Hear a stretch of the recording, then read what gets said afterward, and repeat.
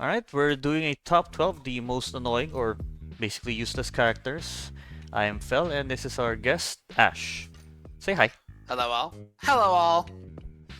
Alright. So, according to our own rules, we'll be minimizing villain characters as... What was the reason again? The exact reason is because a villain character is, by definition, the antagonist of the story, and an antagonist is kind of just there to promote plot movement via antagonizing. Being annoying is a really good example of being antagonistic. That's true. As for some of the other characters, we're just putting them as poorly written or mishandled later on the series, as not all villains were properly made annoying, but some of them deserve to be there. Yeah. Alright, for the first one, I'll be going first for the number 12. It'll be Driz the Orden, the famous Drow Ranger. I don't believe he ever became a druid class of any kind. Nope. Alright. Written by R.A. Salvatore.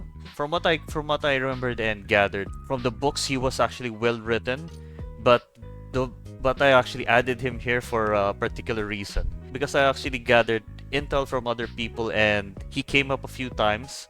For a primary reason is that he kept on being used for for almost 2 decades as a what do you call that, as a framework for any D&D character. Almost every D&D. Oh, you've met one of those, right? Oh, I'm a somber dark elf. I ran away from home. Oh my god. Because almost every D&D campaign seems to be structured around either. How many campaigns have you actually heard or played in that you heard that someone was using a sour or overly heroic dark elf with a panther? You know, you know, thankfully not very many. Like I've played in D&D before, but it's been a while, and for the most part, people avoided playing those characters. Actually, in general, the primary example of a D&D campaign I was in, the only ranger in the party he was that guy. He would basically just be like, we're interacting with the villain of the story, I shoot him, literally in mid parlay. Yeah, just like whip out my bow. But pretty much like the Bard's archetype. I'm pretty sure either he's too flirty, he's too vain, or he's not, or he basically doesn't want to fight in the major battles. Yeah. With Drizzt, in my opinion, like, as somebody who read a chunk of the books back in high school and just kind of put them down, there's a Family Guy joke that's a good reference of this, which is, I did not like the Godfather, it insists upon itself. Well, that is Drizzt. Literally every novel, like, is split down the middle at one point, like a part, and it will have, like, a section where Drizzt kind of just waxes philosophical and moral about his convictions, his views, and shit like that. And he, will basically just comment on something that's either apropos to nothing or relevant to the goings on. But it occurs in every book and goes on for several pages, and it's just like the driest read of somebody navel gazing that you've ever experienced. The worst part is that, like, it occurs in novels that don't even have him in them, like when Wolfgar is going through his whole, like, psychological breakdown and recovery, Drizzt gets commentary. When Entreri, in the same arc of books, is going through his whole, like, side adventures with Jarlaxle, Drizzt gets commentary. And ironically, Drizzt wasn't originally the main characters of that series of novels. Yeah, and I actually read all the way through the very last book that was released, I believe in 2021 or 2020. It was the book Relentless. And I think it got tiring after like the 10th book for me. That he already resolved his issues from my perspective and a few other fans, that he got over. I'm pretty sure he got over the majority of his problems and insecurities. Yeah, like I've got a friend who's like really into the novels, but it's ironic. He does not like Drizzt. He does not like him near as much as he likes other characters, and he kind of keeps me in tune in what's going on. And the basic summary is that he like spent a long time being depressed during what is effectively the fourth edition era because his friends were all dead, and then an elf was all like, you know, you need to live your life in chapters. And then he, like, you know, was all like, okay, I understand that. And then his friends were all reincarnated for one reason or another. And he was like, okay, now I'm happy. Now, however, he apparently went through the processes of monk training, achieved basically nirvana, and became totally transcendent, and then came out the other end being like, yeah, the gods are irrelevant and I don't care about them, which caused conflict unnecessarily because of his actions. Catti is basically a cleric, druid, sorcerer combo, the devoted to of all gods, Myliki, and she's like, you know, I dedicated my life to that particular goddess because of you, right? And he's like, I didn't make you do that. And she's irrelevant. So, and I've also always said that the gods are irrelevant. So he basically actively gaslights everybody about it. Actually, from I remember from the early books, Mileki was actually a guiding force for him, like when he got out.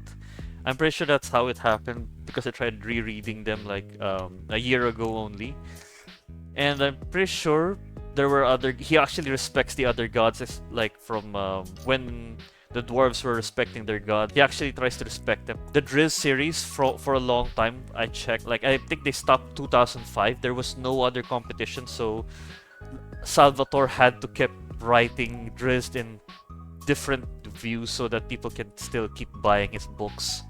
Because there was no other like fantasy series when they were selling it in the Wizards of the Coast. If few people actually knew that there were other books besides Drizzt. Yeah, that is a fair point because R.A. Salvatore is, aside from Ed Greenwood, is like one of the most prominent writers for Forgotten Realms. There are other authors and other series. My sister was rather into the Lady Penitent series and other such drow-focused books that actually cover the background details of what's going on in drow society. But you know, on the whole, R.A. Salvatore ended up being kind of like a state where he had to pump out novels. My friend actually said that he felt like a lot of the more depressing points in the Drizzt novels during 4th edition were entirely because R.A. Salvatore was under contract. It looked like he was actually going to just kill off Drizzt and end the series there. But then he got away from contract and has been able to just write his own novels. Yeah. There was like the Dragonland series was one of the most was actually the series that got me into D&D, but yeah, I'm glad they did like to overextend it, and when the time came, Drizzt was basically the only one that was being forced as the staple for Dungeons & Dragons for novels. Comics, I guess they tried, but I believe comics were like not much of a thing back in 2015, 2020. Either that or they were on Marvel. Pretty sure they were on Marvel. Mostly Marvel, DC, and there's some other lesser known companies that do like, you know, stuff. Also Dark Horse Comics, but you're right. Comic books up until fairly recently were treated as like niche nerd material in North America at the very least. So like, yeah, there was stuff like, you know, Hellboy, which fully recommend, but you know, that was like niche material that I was led to by the movies. I didn't know that they existed prior to that. And like everything else, for the most part, barring some like, you know, relative few genre breakers or ones in other settings, everything that was most prominently on a comic book shop's walls would have been, you know, Marvel or DC. Yeah. As for the last point on what I could say is the thing that bugged me and a few others is the awkwardness that was. Before we go to there, yeah, in end of the series, a lot of the characters were just basically resurrected. Well, I'll go into the last point where in the Relentless. Did you read the Relentless book, by the way? I have not. I've only had like the cliff notes of the various novels filled in for me by that one friend. Mm. Well, we'll go over Canterbury's little debacle with the community. As longtime readers know, that Canterbury was actually a very, very young child found by.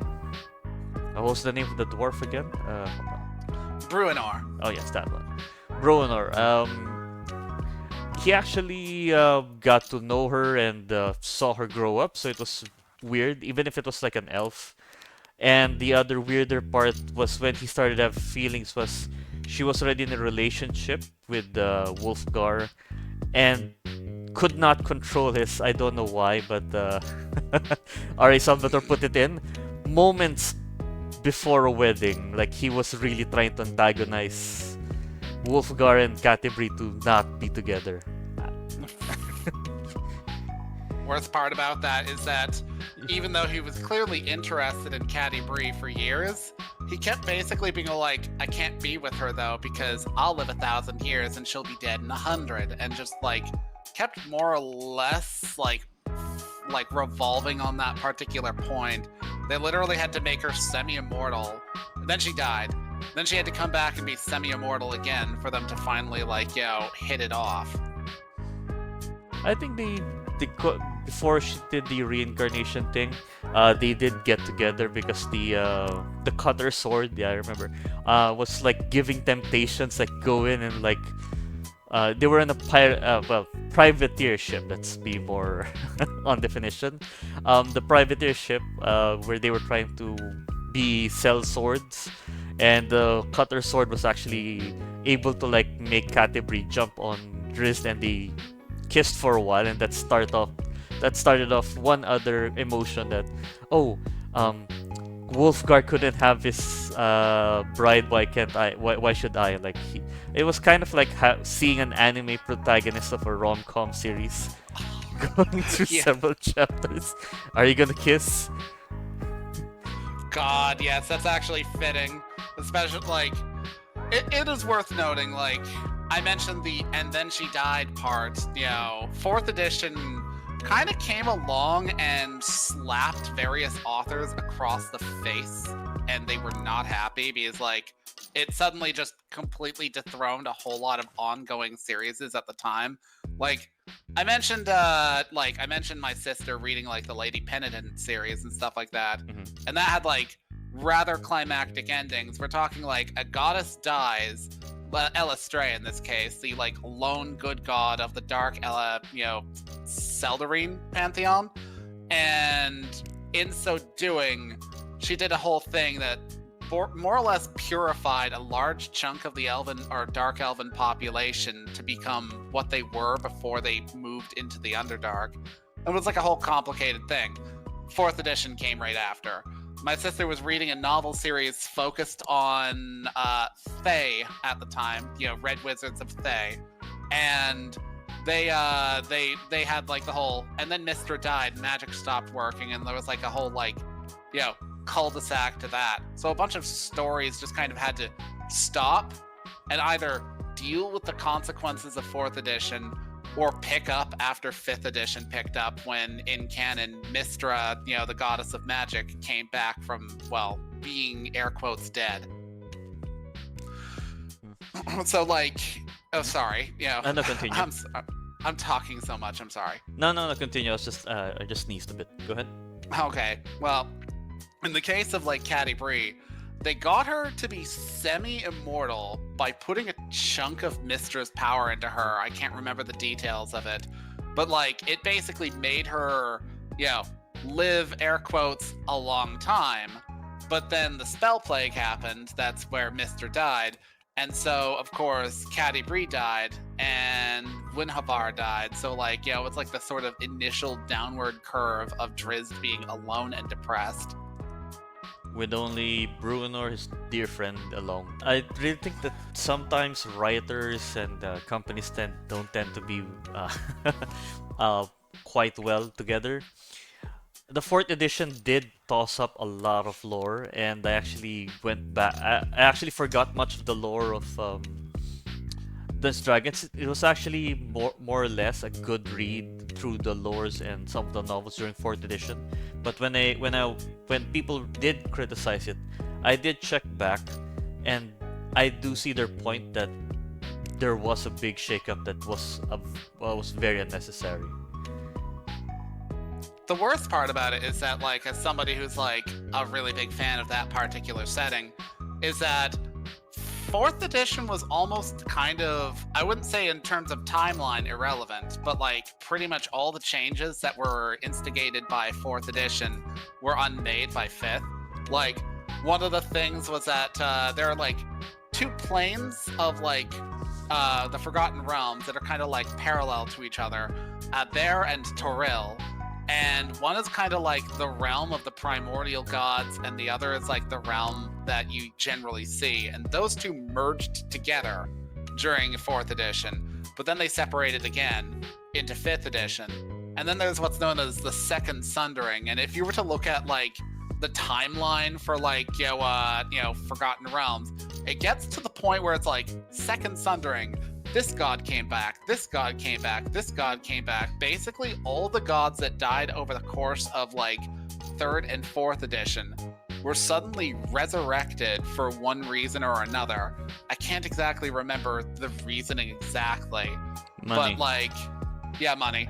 But also like, then there were like other gods who like have a bit more dedicated lore to why they came back. Like in 4th edition, the sun god, or the morning lord Lathander, was reforged into the Netherese sun god Aminator, and then coming into 5th edition, he was acknowledged as a separate god, like an aspect of him that is like fully, cognizant, and gods that had been folded into others became once again their own thing, and just like a whole lot of just complete retcons that other, like, the authors had to just deal with. I can't imagine being tossed up like that. I'm pretty sure it was a bigger order than GW asking certain writers to finish up Horus Heresy. We all know that writer. Like in the case of Horus Heresy, like, it's like, yeah, that's like covering a whole lot of stuff, but when you really get down to it, it's covering a conflict between two parties and like their intermingling actors. But in the Forgotten Realms, a primary aspect of the setting is that the gods are an active force in the world. They are alien of will, even if they are known to have like a direct meaningful purpose to it. And they're also all kind of dicks. Like Baldur's Gate, Mystra trying to, get a certain character to suicide bomb like the main bad guys. Yeah, not even a little bit outside of character of her. And like there's like a goddess of beauty who in the novels basically completely like rejected one of her paladins. Big dude got like a bad scar on his face and it was no longer handsome. Oh yeah, soon I've seen her like different versions from 3rd to 5th. She's actually quite consistent. Fair. I mean, they're consistently asshole-ish is the point. Like, they'll basically be like, I have my stance, and if you break it, I reject you. And it's like, okay, gets a bad cut. I reject you. It's like, well, that kind of sucks. That's what you get for worshiping the goddess of beauty. Yeah. On the closing note for Driz, his final, if you don't mind a spoiler, if you don't mind. Not at all. Go ahead. So the Relentless book ended so weird. It's like I'm sure you've heard of this, where they were making orcs and several evil races into more sensible and civilized races. Yep. And the reason why the Drow were being placed as sensible and civilized is because the very aspect what they are, like the orcs have like Grumsh being a part of their soul and body. The Drow have Lol. Yes, Quent. He was cured of vampirism and Terry's dagger. The souls trapped within. He was all released. The entire novel, heck, the entire 5th edition feels like a an entire trope of redemption arcs being piled on.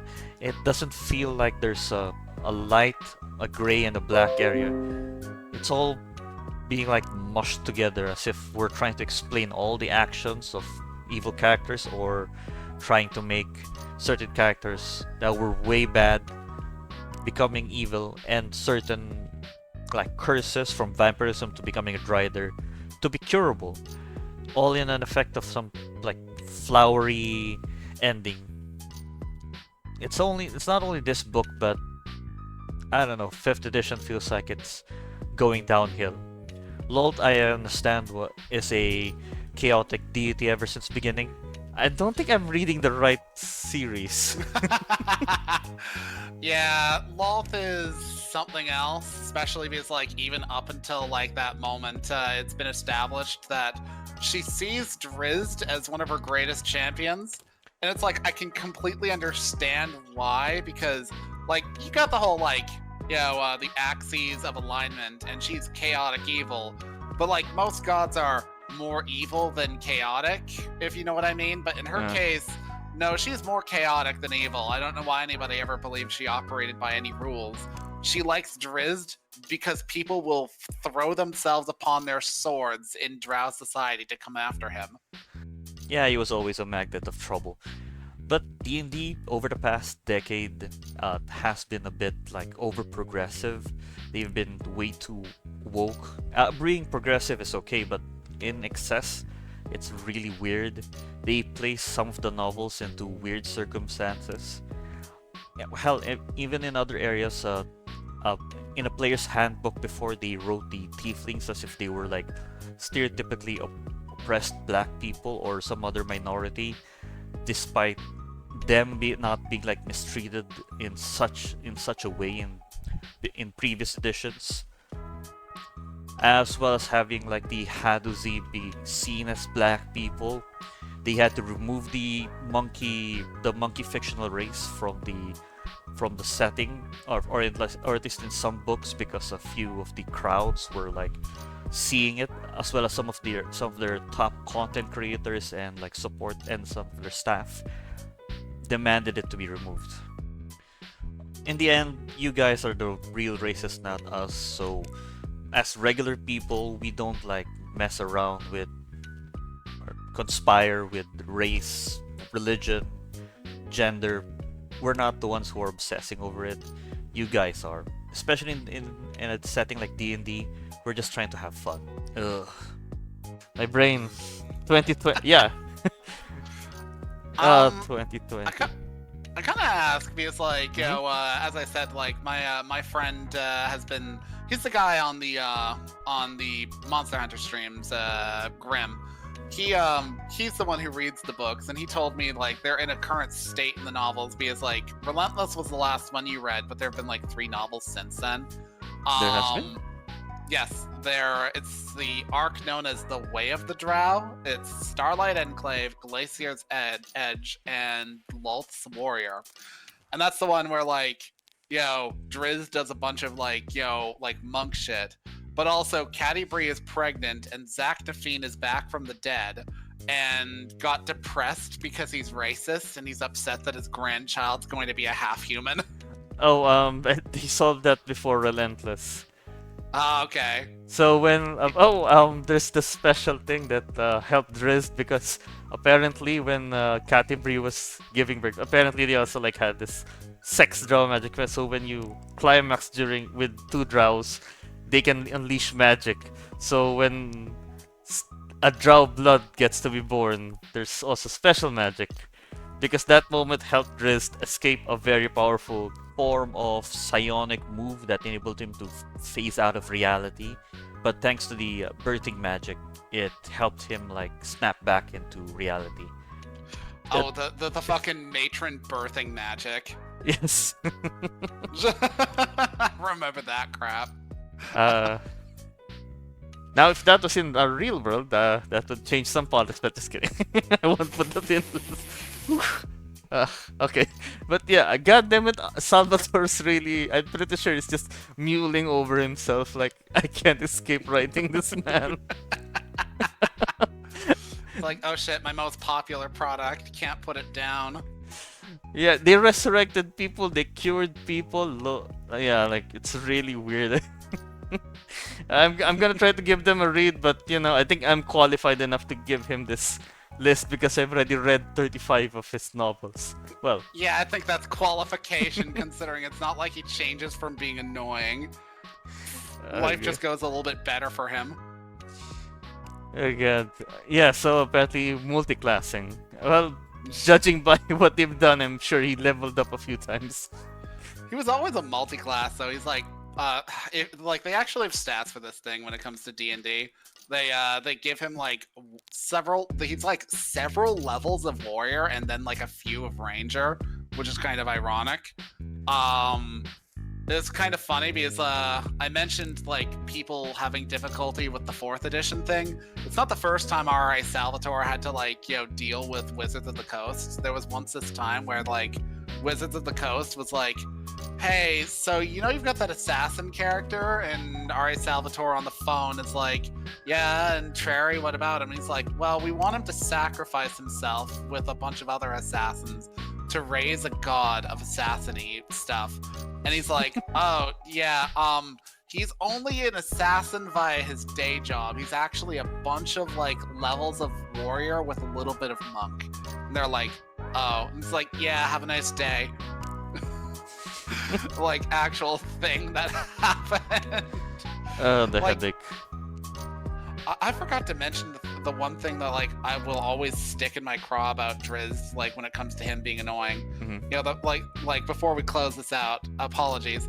Like, okay, so like how Driz is like, I just want to be accepted, like in society and like respected and junk.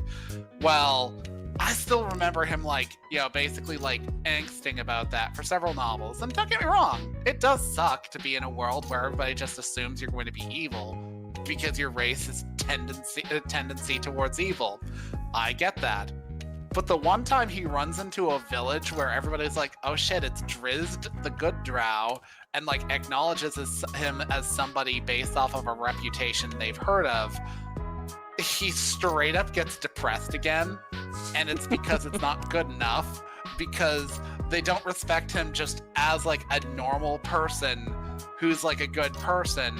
They still see him as a drow. It's like, my dude, my bitch, you already went over a drama of having to wear a mask to hide your nature as a drow when you were on fucking Dudermont's ship. Now it's not good enough that somebody sees you as a drow and is like, oh wait, 2 scimitars, that must be Drizzt Do'Urden, the lone good drow in the world. No, it's just not good enough, and his friends console him, and I'm just like reading this back in high school, and I'm like, what are you on about? This dude is demented.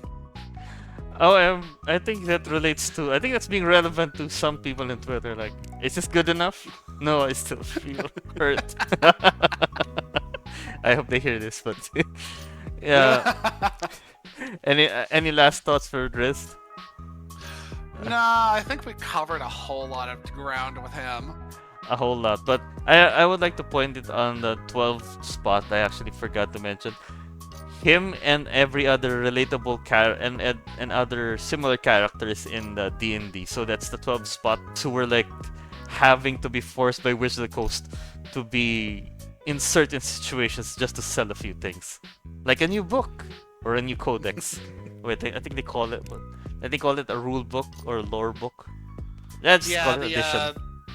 Yeah, they call the the player's handbook, the DM's guide, and they just kind of have a bunch of what are called splat books outside of those. Those are just like a splat of information about something specific. Yeah, the reason why this part is long is because him and several others were screwed by WotC and sometimes the skill issue or being tired as a writer. But for 11, we have Korra from Legend of Korra. Would you like to guess why? Because she's a jerk, because she starts off the series by being like, I'm the Avatar and y'all just better deal with it, or the fact that she doesn't really show off much character development even until the 11th hour, but she collects the W because she has to due to plot. Well, that that takes about half, but primarily I think she just got screwed over by, yes, again by the company because from what I checked, I actually watched the majority of episodes because I was bored. There was nothing else on TV, but each season was like, oh, I'm gonna be going on this part. It's like it was completely disjointed. Every season was like a new whole thing, and there was a bit of a retcon. And one of my biggest pet peeves of her was introducing the super secret legend that nobody actually told, even the other avatars. The first avatar, it actually conflicts because I actually rewatched some of the old episodes for the Legend of Korra. I really saw her like having a weird lore retcon of the first firebenders learning how to like bend from dragons, then others were learning from the spirits, and that's how they were like connect and build up that connection. If you remember, apparently Core was able to find a super secret thing that they were actually given superpowers, and even those in the store when I watched that episode, even those who didn't even practice martial arts was given firebending immediately. And that was one of the most painful things I saw in the Avatar series. You're talking about the period where they explore the first Avatar, Avatar One, and how like in his time, like literally dragon turtles would just give people bending abilities. Yeah, even those who didn't practice martial arts. Yeah, that was weird. I didn't hate it. It was an interesting attempt at exploring it, but like, I don't know. Fucking, I completely agree about the disjointedness of the series because like, okay, initially the first season was really just meant to be a mini series, but then they like mid mini series got an expansion on everything and were told, hey, so we're going to give you like an actual series, which of course Nickelodeon screwed around with, but that's neither here nor there because at that point they had a bit of time to like plot out like a few seasons worth of stuff, and just you should write up like, I don't know, a basic outline of like what you would do if you could develop out all these seasons worth of stuff. But like the story kind of goes immediately from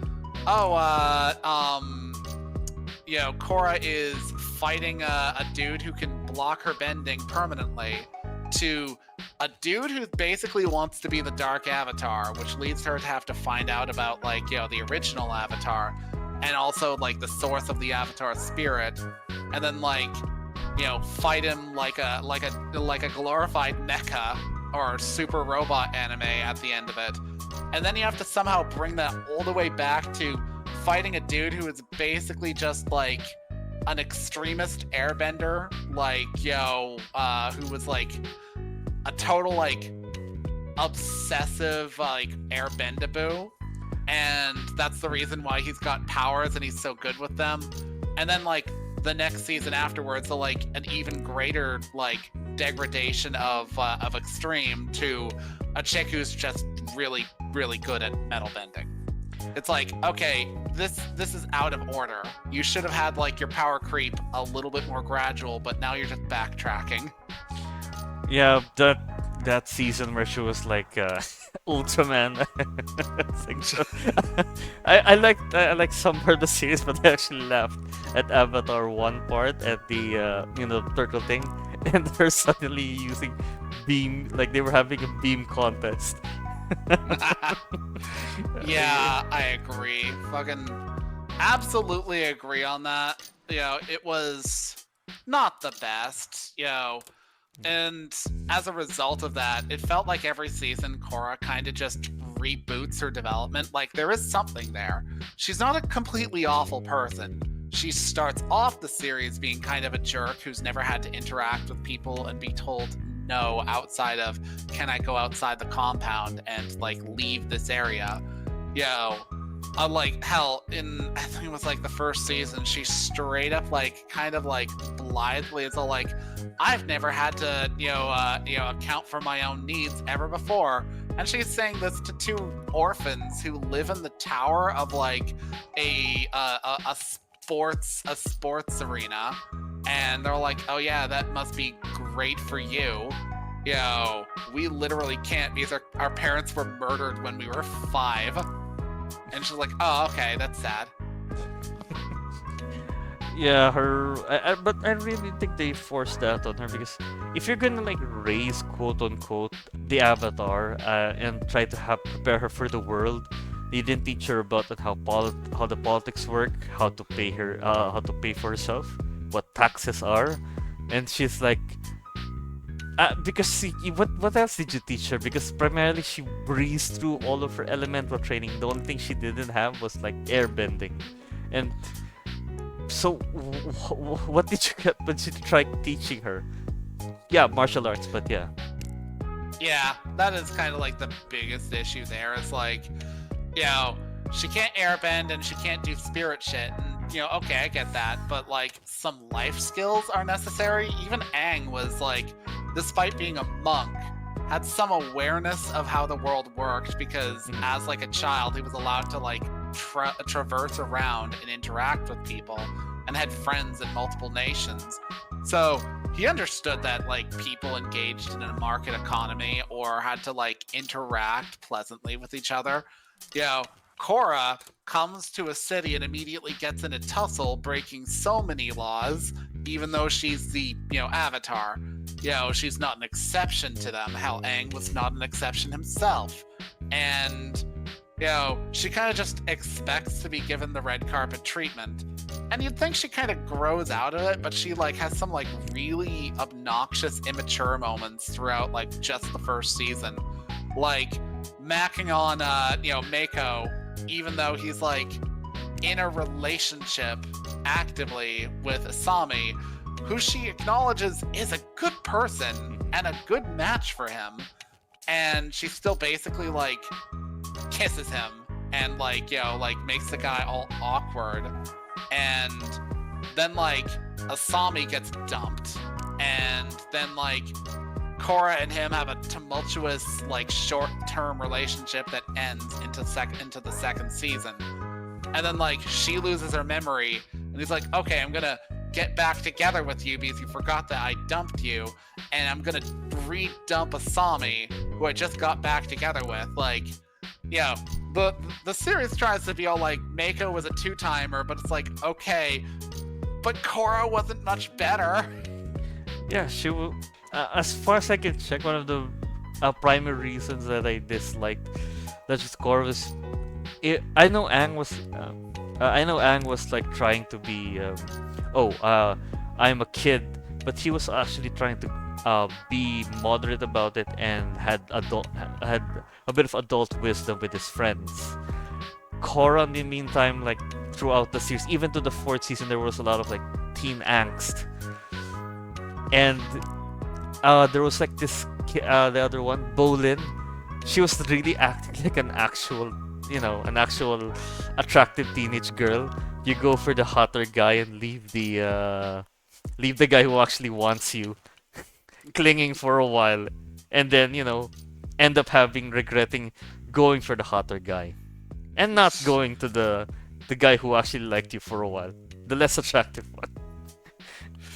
That's actually like a whole like thing unto itself. Like, I like Bolin, but I don't really like his role in the bulk of the series because he is very much like meant to be like Sokka was comic relief in the series, but so was like Toph to a degree, and that was like just a part of their personality, but they had serious sides to them. Bolin suffers from a lack of seriousness to the point that it's inappropriate half the time that he makes a joke. And in like at the other times, the series kind of doesn't know what to do with him. Like that whole like period where he was like moonlighting as an actor. And the reason is because they're trying to make a story that's like political satire of, I think, Kuvira at the time. It's like, okay, what are you even doing with Bolin right now? And then there's Migo, who's an actual like child, and he's kind of like the slapstickiest of characters. I just did not like him as a result of that, because he kind of like ruined every sequence that needed to be serious when he was involved in it. And then like, What? Sorry, was he the like, child of Tenzin? Yeah, he was the Uh, youngest of Tenzin, other than the baby that, like, literally isn't, like, old enough to be anything else but a baby. I think it's like 5 at the beginning of Legend of Korra and ages up significantly between, the final season and the third season. mm, And, like, I actually, like, he grew on me into the final season because he actually smartened up. He was still like unserious because he's like 6, but he's also basically a child soldier. So, I mean, that's quite literally. There's no way of putting it. They're going around like solving conflicts as airbenders, and it's like, okay, so you're basically a child soldier. You're one of like the peacekeepers. they didn't know how to handle these characters. Yeah, but yeah, Bolin was the. He was slightly more useful at the fourth season for me for like being a part of like the Kuvira thing because Kuvira to me was having a more structured villainy as a well she's a military leader, but I really think that these people needed to like sit down for a while and then it would have been better if Kuvira was like the like build up villain from season one, and they finally get to meet her like what they did with Avatar: The Last Airbender, but with the other seasons being like other villains. But they kept on making again, having each season its own like saga. It was like seeing 4 different airbenders. Sorry, for 4 different benders in general. Yeah, that's actually a thing that I've had like as a discussion with Marshall Beaumont. Is like he has a strong opinion about it, and I actually agree on it. The order of the seasons really should be first season, fourth season with Kufira as like second season. Then it should be the season with the evil airbender. Then the Avatar Force storyline, because like the actual progress of the seasons is kind of like, as said, disjointed. It goes from like essentially a terrorist to a dude who wants to destroy the world to a dude who just wants to destroy the Avatar to a chick who just wants to replace the Avatar. It's like, okay, what is this order of like progression here? Because the only reason like Kuvira was even a threat to Korra is because Korra was, well, a paraplegic for about a year and also going through some shit, and that's it. That actually kind of feeds into a problem I had with the series, is that Korra's problems half the time were literally just like, oh, I want to do thing, oh, I sucked at it. I want to do thing, I still suck at it. Oh, I'll do thing one more time because like the chips are down. Okay, I pulled it off. And that was her in every season, like airbending, spirit bending, fucking finally able to be bending, that sort of thing. Every time she had some new thing to learn, she would kind of suck at it and screw up significantly until she'd just kind of pull off a victory at the 11th hour. And I always kind of felt like the series was trying to appeal to its like older gen, like, previous viewers, because like at the time that Korra came out, there was like this whole like atmosphere in North America, at least, that like the current generation was being referred to as the lost generation. And that was because like there were basically no jobs. People were coming out of college with like immense amounts of debt and finding no work because the workplace was like absolutely glutted with like, people who were of retirement age but were not retiring. So it like feels like it is adult to suffer and to struggle and fail, and then eventually you'll succeed. Yeah, That's just my perception. Go yeah. ahead. That actually makes sense. And as far as I can check, if they're ever gonna like touch upon the Avatar series again, because I'm hearing with the rumors, fix the lore first, decide on it, then make a series. It's like watching Final Fantasy 15. Did you know there were multiple trailers on Final Fantasy 15 that were completely different from each other? Oh yes. Originally it was called Final Fantasy 13 Versus and was under the guy who was responsible for Final Fantasy 12 and also a lot of the art direction for, I want to say, Kingdom Hearts, The Bouncer, and maybe 10. A dude by the name of Nomura. And the problem with Nomura is that he basically kept Final Fantasy 13 Versus in development so long that they kicked him off the roll and put in a new guy who had to kind of completely rehash everything and then create the game as it was, Final Fantasy 15. And as a result, it was like a complete deviation from what originally was going to be, was a sort of Romeo and Juliet-esque story where Noctis and Luna, I think her name was, were basically on opposite sides of what was effectively a gang conflict or a mafia conflict. That's hence the reason why they dress like that in Insomnus. And that was going to be the original conflict. It was completely redone for 15. It's to the point that some people have been all I think 13 would have been the better game. It's 13 was never even a game. It was a concept that got rebooted 12 times. Yeah, that was people had a bit of a rough time developing that game. Yeah. All right. Oh, you'll need to explain the number 10 because I've forgotten Black Flag. So why does Edward Kenway rank as number 10? Okay, now to be fair, this is somewhat text, but the thing about Edward Kenway is that he's a pirate, and at the time that you're picking up with the story, you're left with the implication that he entered into piracy sailing originally, but of course eventually piracy to make money so he could settle down with his lovely lady bride in England and just have a family with her.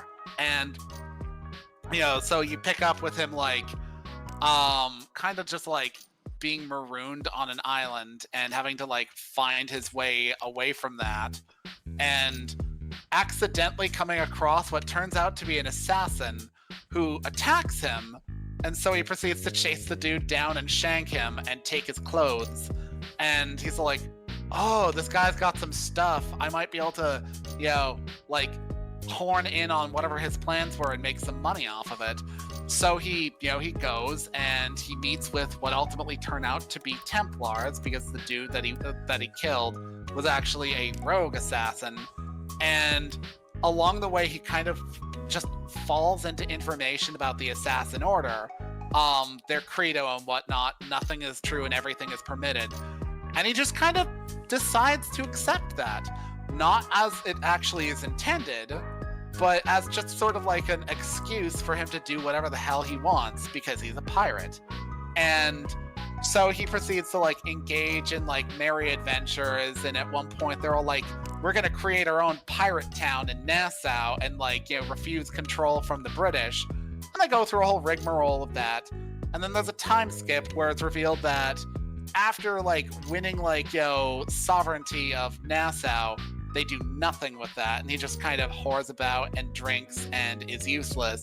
And even to the point that one of his friends, a dude by the name of Hornigold, is why are we wasting this opportunity to create our own society here? We have to be more than just dudes who play blackjack, do the hooking, and do the drinking. And he's just well, that's kind of lame. Let's just do more blackjack and hooking and drinking.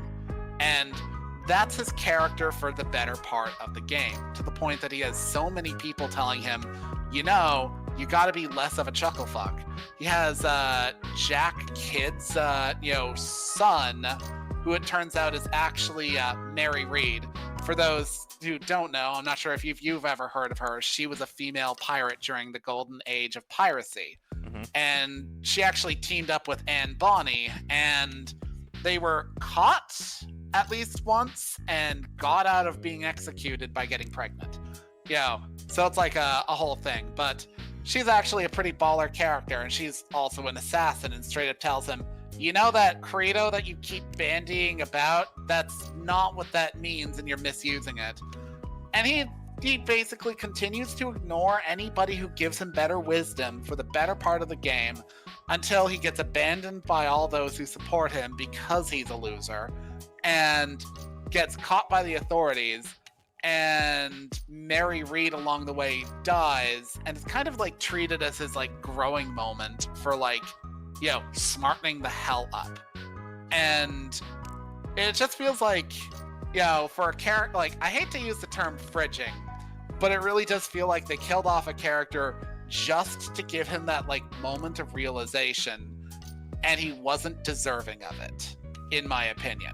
You know, this is why I find him annoying. It's a great game, but the main character is a lackadaisical fool whose problems in life are entirely his own creation. His lovely lady wife left him because he didn't actually start off the journey immediately from that memory you're shown. That was like some years prior, and he actually just like engaged in piracy and boozing and being completely useless and never really committing.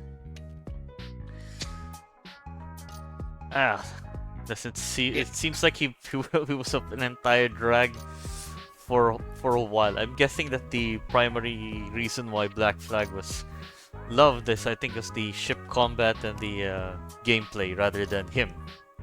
Oh, absolutely. The ship combat was exceptional, and the gameplay was genuinely good.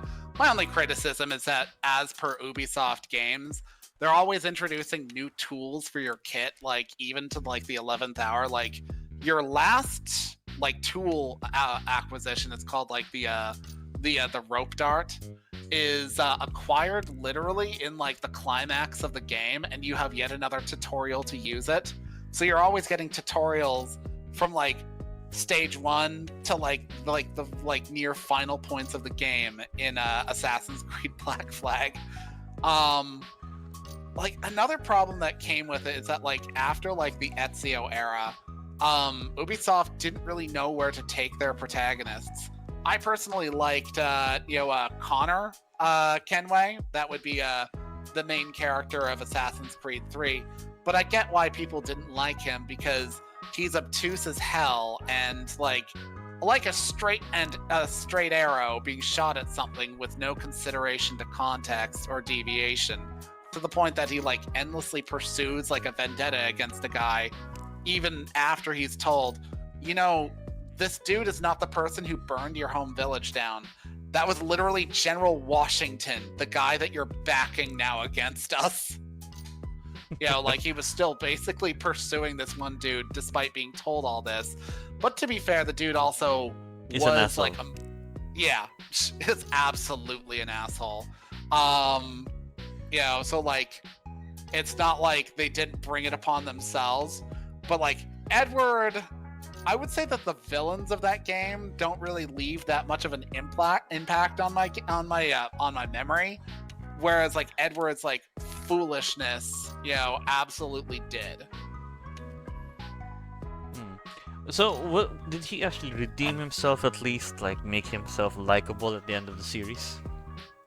He becomes more serious. Like after Mary Read dies, and you bring her like you basically get caught by the authorities and are going to be executed. But along the way, like you're broken out of jail, and Mary Read is dying from essentially an illness she contracted after giving birth. You know, it was not exactly a pleasant birth. And Bonnie survived, but like you end up having to carry Mary Read and like fend off various guards as they come after you, and you just kind of, you take it as sort of like your moment to learn, to smarten up. And that's around the time where Edward decides to properly like actually join the Assassin Order, because he has the skills, he just didn't have the right spirit about it. And they were like, yeah, so she was part of the Assassin Order. Your old second in command, Adewale, who's also another one of the people who was telling you to be less of a chucklefuck, you know, he thinks you've got the skills. Now you got the right mindset. You know, if you can step up, you can make this work. So, you know, they're actually the ones who teach you how to use the rope dart. If memory serves, the Assassin Order was like mostly made up of like they're like Central Americans, you know, with like a heavy tinge towards like, you know, old Aztec alignments, you know, which are basically gone by that point in history, but still. Yeah, so he actually does smarten up. Historically, in the Assassin's Creed setting, he eventually finds out that he has a daughter by his now late ex-wife, and steps up as a father to her. Returns to England, and has a son, which would be Haytham Kenway, and then he's assassinated by the Templars, who step in as like a father figure to his son, and that's how Haytham Kenway becomes a Templar. Though he did end up killing the dude who killed his dad, so it's like a whole sordid thing that did not happen in the games. I wish that was. It would have made it interesting. For one other thing I'd like to point out for Edward Kenway, your game spawned one of the worst pirate games ever. The A Quad skull A. and bones. And one of the earliest, stupidest things I've heard in a while. Hey guys, we have a quadruple A game.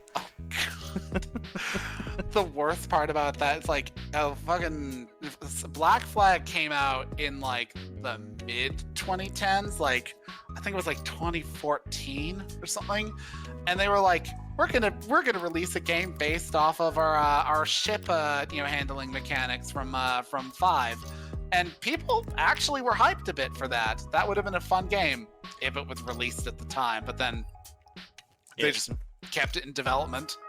Well, it's actually 2013, and the what Ubisoft actually had to admit, I forgot what article that was that the developers of a different nation actually kept fucking up the thing, and the only time they admitted to having a bit of fault was actually almost 3 years later, and they had to like shelf it for a while, then having it go. It's almost as bad a development as that what was that game? Oh yeah, Vampire Bloodlines. That's actually took longer. I'm still hoping before I die I can see it. Yeah, my the friend who's into the Drizzt novels is also into Vampire the Masquerade. He's in like he is worried. He wants it to be good, but it does not sound like it's going to be.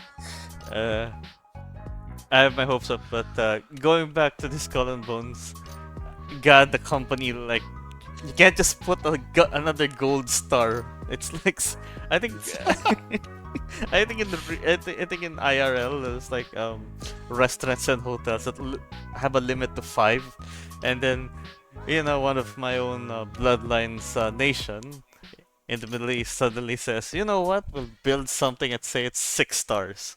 I've never heard of anything that is 6. Why not? Sorry. No, I was gonna say it's so ridiculous to just be like, we're making it a quadruple A game, when first and foremost that makes no sense. But also it's like, you're the developers for it. What are you even talking about? You can't just give yourself a gold star. We'll test it out and we'll tell you all right, to my turn, I think you're actually familiar. Did you play GTA 5? I did. All right, for number 9, the infamous, useless, and the caricature of gamers, Jimmy. Oh god, this whiny piece of shit. Introduced throughout. Actually, I haven't seen him when he was younger, but there were mentions that his sister was actually quite nice and wasn't acting like a valley girl when she was in Canada. Sometimes when Canadians come to America, they transform. But Jimmy, when it was like throughout the single player, he was like a fucking annoying brat who actually had no.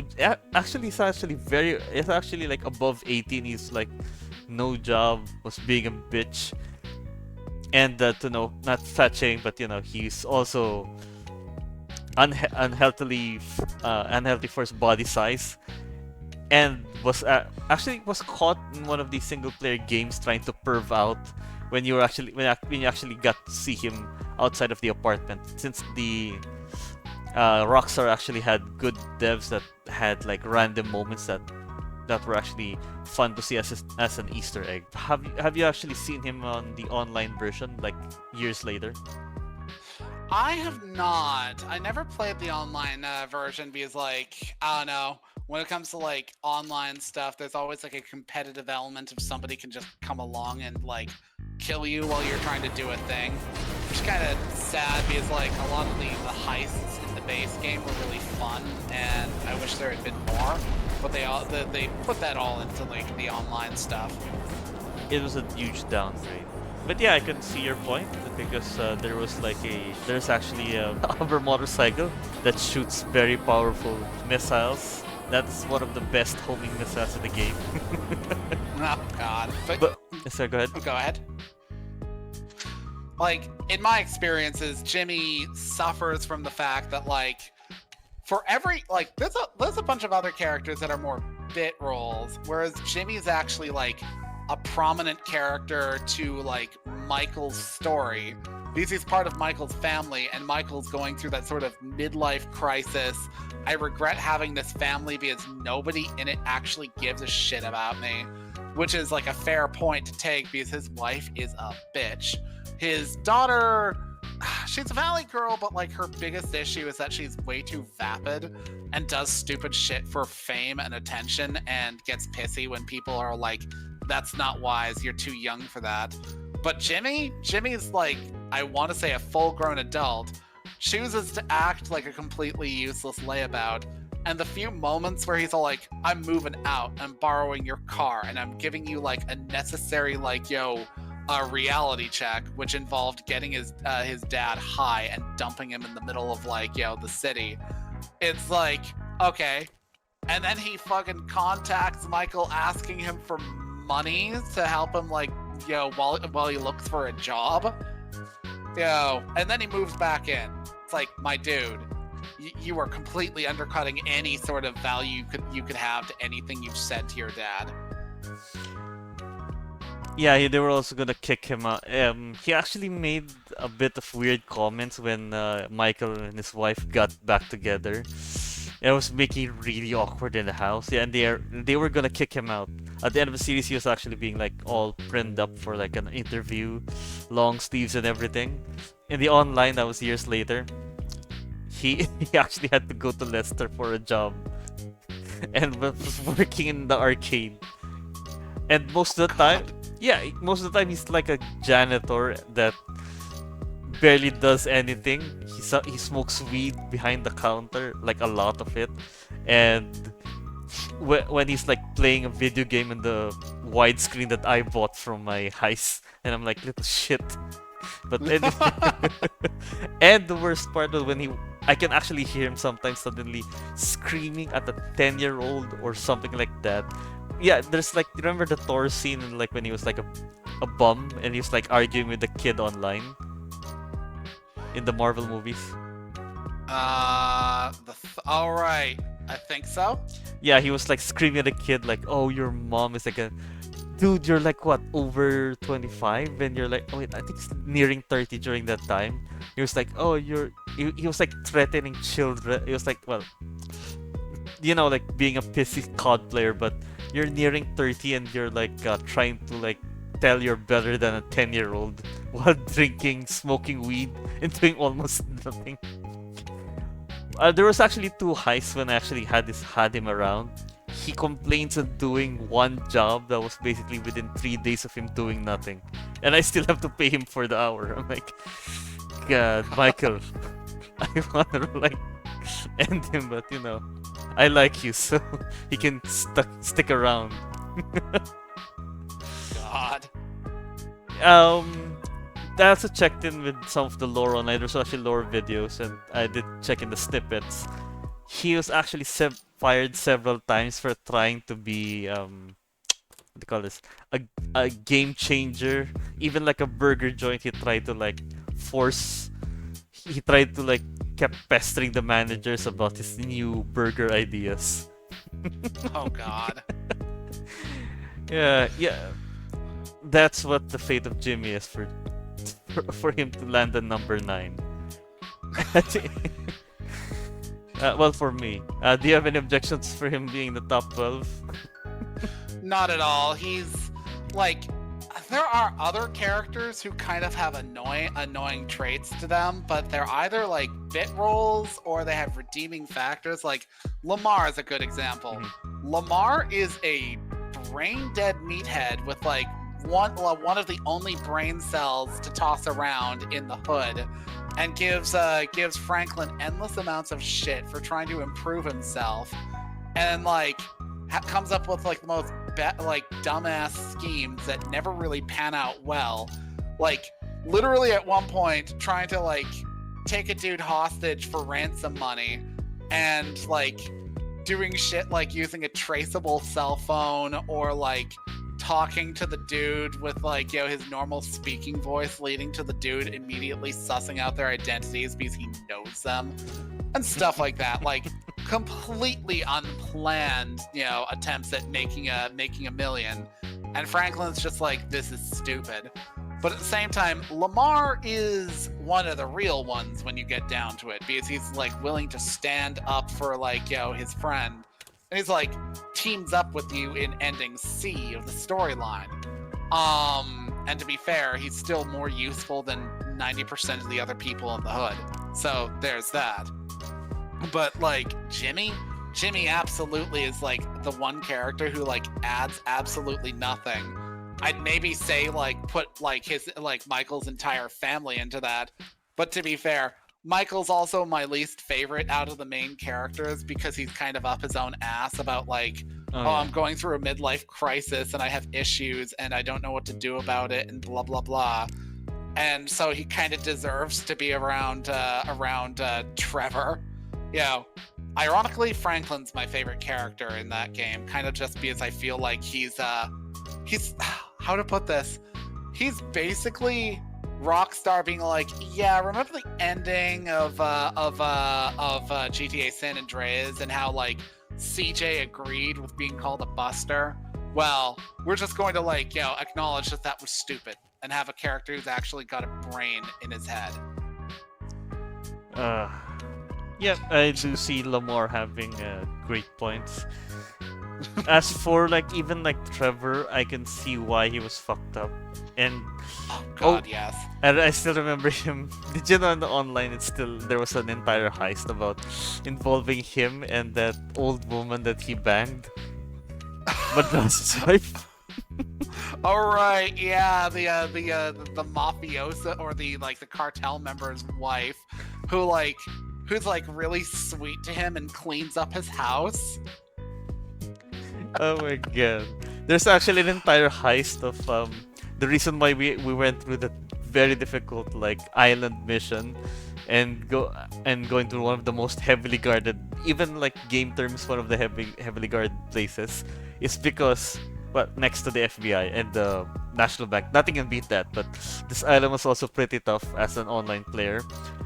And all of it was just to steal hard copies, or what call it, negatives and hard copies of photos of Trevor's literally naked. And when I actually checked up the cutscene again before this, he was actually naked with the woman, and I'm like, oh my god. I can see the stretch marks on the other one. Yes, we needed to steal this. No one needs to see this at all. God.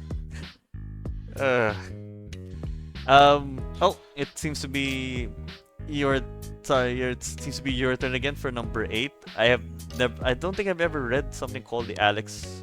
I think the Alex Virus books. Ah yes, I haven't read his books, but that was why Mr. Sonder is quite annoying or useless. Okay, so like to explain a bit, I'll give some background details. The main character, Alex Virus, is a diviner. He's able to tell the future, and you know that's actually a really useful skill because a lot of his stuff is pre-planned minutes beforehand because he knows how things are going to unfold to a certain extent. So he plans around that. But the problem is that previous to all this, he was originally trained by a dude who turned out to be what's known as like a dark mage. Dark mages are basically social Darwinists and don't give a shit about any authorities other than their own, and believe that if you have not the strength to, command yourself and keep control of yourself, you deserve to be under their boot. Now, the opposite of this is not like the White Council from like the Dresden Files. It is the Council, who are basically no better than the Dark Mages, except to have simply a dogmatic perception of the rules as written. The council exists. The council asserts authority. Respect the council's authority, and you will be like treated well. But the problem is that the council is prone towards prejudice towards non-human entities, as well as towards people who are what is known as adepts. People who don't really have magic per se as just like a unique magical trait, like the ability to, I don't know, act like a human cannonball or suck the life out of a room, like one-off abilities. And like the council's not good people. At the worst of it, their leaders are completely what you'd expect out of a politician. Backbiting sociopaths who basically do what butters their own bread, but if you get in their way, they'll just as soon sign your writ of execution, and the police will hunt you down. Sonder is a member of this group. He has the ability to read time a bit and whatnot, and he works with Alex a bunch of times throughout the series. But the thing is, as time goes on, he kind of just ices out Alex for things that weren't entirely within Alex's ability to control. Like, in one book, he's hunted down by a group of teen adepts who are like, "You're an evil dark sorcerer, and we're going to kill you." And these people do things like they firebomb his house in the middle of the night and kill people. They attack him at random points and nearly kill people, and do all this in full view of the council's own enforcers. And during several times, Sonder kind of just abandons him during this, and then he's like, "Okay, I'm gonna have to do something about them." And Sonder and another friend are like, "Don't kill them though." And he's like, "If they give me an option, I won't." They didn't give him an option, so he set them up to die. It was actually 10 teenagers basically wound up dying because they essentially threw themselves up against not him, but a couple of dark mages that showed up, because one of them is basically a guard of the house they were in at the time, and they all, except for one, die horribly. Their leader comes after him in the prisons of this house, and he ends up stabbing the kid to death because the kid won't leave him alone, won't back down, won't take no for an answer. And he's held in contempt for this, even though he was abandoned by all authorities that could help him. And Sonder holds him in contempt for that. Sonder eventually completely abandons him again when a writ of execution is signed on him and he's hunted down. And then when he's literally "Do a thing or you will die. Listen to me, you're about to die." He's like, "Yeah, whatever, I have my orders, bye." He dies not even a minute later. Sonder is basically if you took Butters from the Dresden Files and took out all of his redeeming qualities and left a hard-headed, spineless nerd who will basically be your friend up until it's inconvenient. So from what I gathered from earlier, Saunders' primary motivation, was he at least, even if it's a spineless nerd, was he trying to do it for a higher purpose, for a pay grade, or for a power trip? Why does he do it for the council? Yeah. It would almost be more likable if he did have an ambition for the council, but it is quite literally just he trusts in the word of the council. If somebody is hated by the council, they must be hated for a good reason. And therefore, if Alex Virus is saying one thing and the council is telling him another, in this case it was some high-ranking member who was the lead on an op, which Alex Virus was on as basically a primary secondary consultant. And Alex Virus is "Don't do thing." He's going to say, "You know what? No, I don't trust you and I don't agree with you, and the council has the right of it." It literally is just a dogmatic view that the council will never do you wrong because the council is inherently good. Oof. Yeah. Yeah, I do see that as a horrible qualification as a character. But is he at least useful in some regard as a partner? Okay, well, the thing is, his ability is actually really useful. Whereas Alex can look forward in time and divine things as they will unfold, Sonder has the ability to look backwards in time, which is a different kind of magic. Time magic unto itself is different from being a diviner in this setting. He has the ability to look back in time and see, say, like crime scenes and stuff like that. So he's like summoned upon to like act as somebody who can help Alex get information on what went down in an area. I want to say the first time you meet him, he's involved in an op to gain access to some like ancient like temple inside of a statue, and he asks Sonder to like figure out what went wrong because in their attempts to gain access, a bunch of people died, and they don't want to fuck with it too terribly much lest it happen again. So he has a useful ability. It's just, he as a person is not a reliable sort. Alright, for the number 7, we have the infamous Dag of AC Valhalla. Barely rememberable for the very wide map. Compared to Odyssey, which I actually enjoyed. AC Valhalla was actually quite boring for me compared to Origins. And how about you? Did you happen to enjoy Valhalla?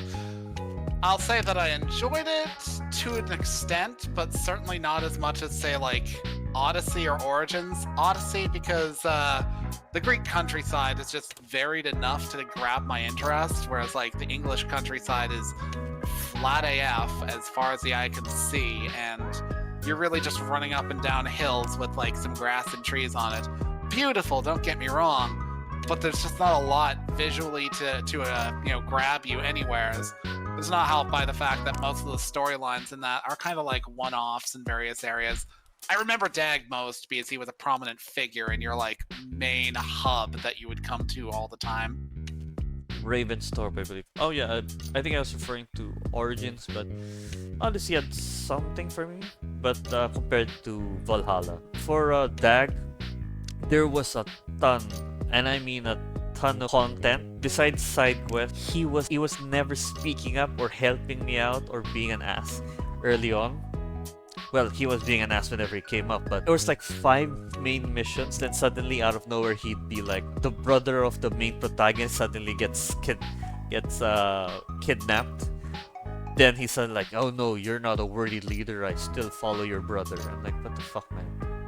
He just said he trusts me, and I've been proving myself all the while, but whatever. Then after 5 more missions, I'm sure you remember this fateful encounter. He suddenly comes up out of nowhere. I actually forgot he existed. He suddenly comes up and says, "You know what? I've been tired of you." Then suddenly mouths off like random insults and you being like trying to bring down everyone, having the protagonist's brother killed. And I'm like, what the fuck are you talking about? And finally, he stops and wants to challenge us to the death. Not like something like a brawl or like first A blood. home gang. Yeah, he suddenly. It's not even like it's not even first blood. First blood, it's the home gang, where it's to the death most of the time. And he clearly says, to the death. Okay, fine. We finally got to kill him, and for my part, I actually had to like give him the axe because I found out that it would lead to a good ending, which is not so different. But how about you? Did you give him his axe? I did, but mostly because the explanation on that is that like since you're a Viking and your brother is basically like kind of just like leaving you to like manage the shop while he fucks around and like tries to explore his destiny. He still has like the temerity to judge you for your actions during this time. And if, for instance, you don't give, Dag his axes, you're considered as having not given a Viking his proper due in battle and deprived him of his right to go to Asgard in the end. It's like, yeah, but he was an asshole. The dude was lame. His stories that he would tell on the boat were lame. And every time I did even so much as a thing, like managed the shop, as I said, he'd bitch and moan and accuse me of like thinking that I'm replacing my brother. It's like, no, my brother's off traipsing about with some random Muslim dude who's telling him he's actually like a secret reincarnated god. And I'm just trying to keep things flowing and working because this is what we were here for. Not so like, dude over there can think that he's tier or whatever. Oh my god. Yeah, that's when really tipped me off that he's high in the list. It's because like he made everyone think like, oh, you killed him. Motherfucker came up to me and I actually checked. I was trying to get away from like Dag, but he was like, no, it's here and now. Let's get it on. I'm like, fucking fine. Ivar was like really cruel and evil, but he was designed for that. Dag, I don't know who wrote him, but either Basim like laced something to his brain, but he suddenly was begging for me. I'm like, I hope this is for. I am hoping that no one would remember you, and I was like, that was it. And then suddenly, oh yeah, you killed my top lieutenant. It's like, oh, I'm sorry, the dude literally tried to kill me. What did you fucking expect me to do? Die? Yeah, it was like that was like one of the. I was like, God, I thought we were over that, but it was actually a long, like 5-minute talk regarding what happened. Yes, I didn't kiss your wife. What was the other thing? Oh, I got to take care of the village for you since you're all about going around, going on a mission quest. And then suddenly, like, he was a good man. He always followed me around. Eivor actually explained that he was being mean, but the brother was like, I believe it was Sigurd, came up to the docks, and when we were sitting down, he was like, okay, fine, but did you give him an honorable this and that? Yes. Okay, that's good enough for me. Then he cuts us off. I'm like, okay, fine. If we're gonna not talk about him again, at least we're gonna like have him as a point that I got to like get to the good ending. He was almost. I can't exactly bring back the first moment that I got frustrated with him, but yeah, I personally want to put him up to number 7 at least. For now. Yeah. Go ahead. Sorry. No, go ahead. Any final thought before number 6? Dag, I do not miss you. Your stories were so dull. They were the sort of shit that you hear from like overly egotistical twat waffles who seem to think that a story about them, meeting the Amazonian queens and being promised to become their king is something anybody wants to hear while they're riding in a boat to go a Viking. And nobody really wanted to hear anything you said. They literally told you to shut up. So I'm glad you're dead. And he told it in a way that's that's really doubtful. It's like he's picking it up on the fly. I know you're lying, Dag. So for number 6, I actually remember being pissed off at Tanis Half-Elven from Dragonlance when I saw the animated movie. Do you remember that? There's an animated movie of Dragonlance. Oh, I've never seen it. I don't feel like I missed out. It was horrible. It was like the classic D&D animation back in the old days with the classic but still lovable cartoon animation style. And and the primary thing that we hate him the most for Mr. Tanis, I actually saw it on animation, is because he kept on like being an asshole for a love triangle. He got off with this elven love interest because he was still, from what I heard from the movie, because I tried rewatching it a month ago, he's trying to save this human girl who was like hanging out with the Death Knight. He was trying to say to his love interest, no, it's not because I love her, lie. It's because I care about saving her soul, despite her numerous really long list of crimes. I think you're just horny, man. That's what I also gathered from the movie. Yeah, so like those are like that's one of like the primary things I disliked about him. The other I'll get into, but like he had like like the one love interest, the elf, who's like a good girl. She's basically like his second cousin or something like that. Like the whole gist is that like His mother was an elf. She died in childbirth, giving birth to him, and he's allegedly a product of, her being violated by like human barbarians or some junk like that. Though I've read elsewhere that it actually was like a sordid tryst of star-crossed lovers, and she just denied that she ever had it after the fact because the elves of the Dragonlance setting are awful, awful people. But like, as a result of that, he was raised by his like mother's family, and kind of raised to feel bad about his human half. And when he had an attraction towards her at like a youngish age, he was cast out of the pack by his like older cousin, who's her brother, because he was like, "You're disgusting. Get the fuck away from her."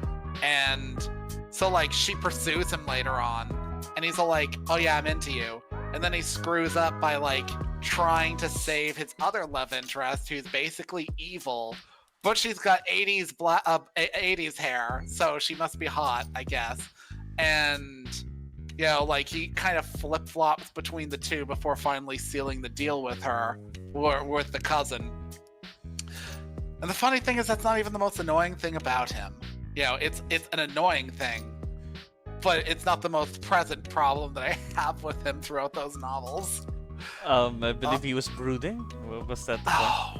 Brooding is like okay, Drizzt broods, Tanis whines.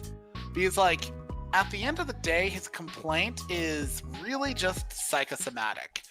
He has friends. Nobody looks at him and says, "Well, it's a half-elf.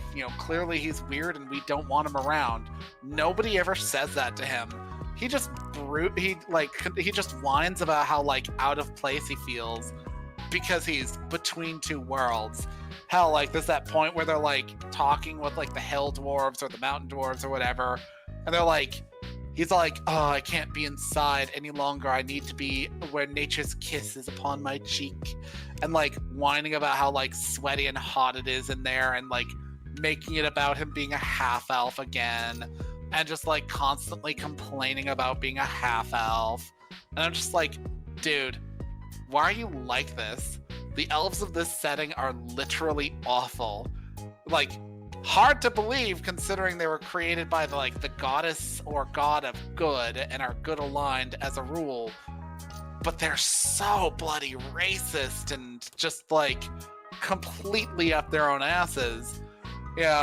Even when compared to the Forgotten Realms?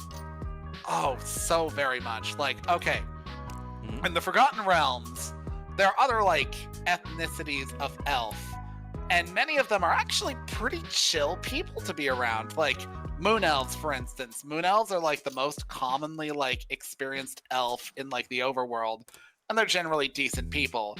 It's generally like sun elves where things get really like obnoxious. But in like the Dragonlance setting, literally all the elves, like, I don't think I ever experienced a book with a Kalanesti in it. Those are like the wood elves. But you have the Quellenesti and the Solanesti.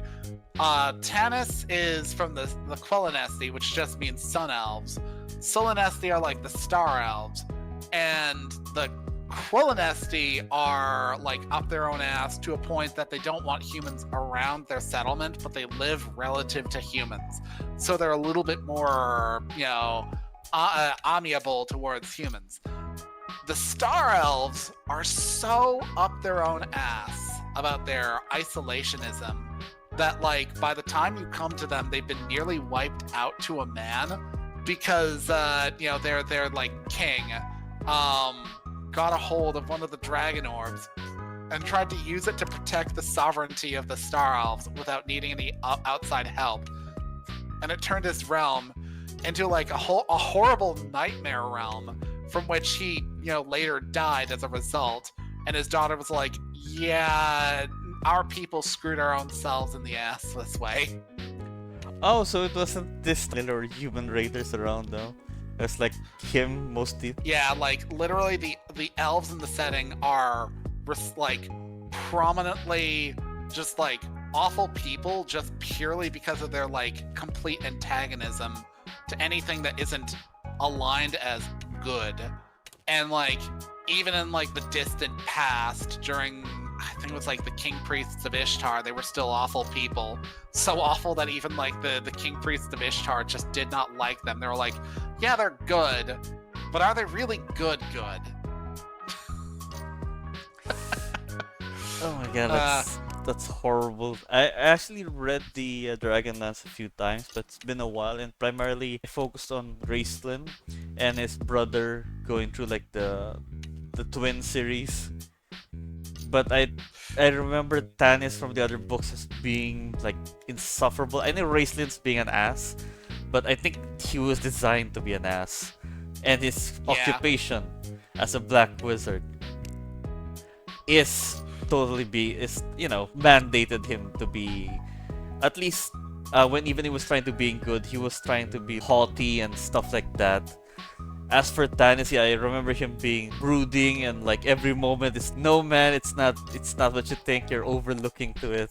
And he's still being oh no, this I think he was having an inner monologue that the reader can also read.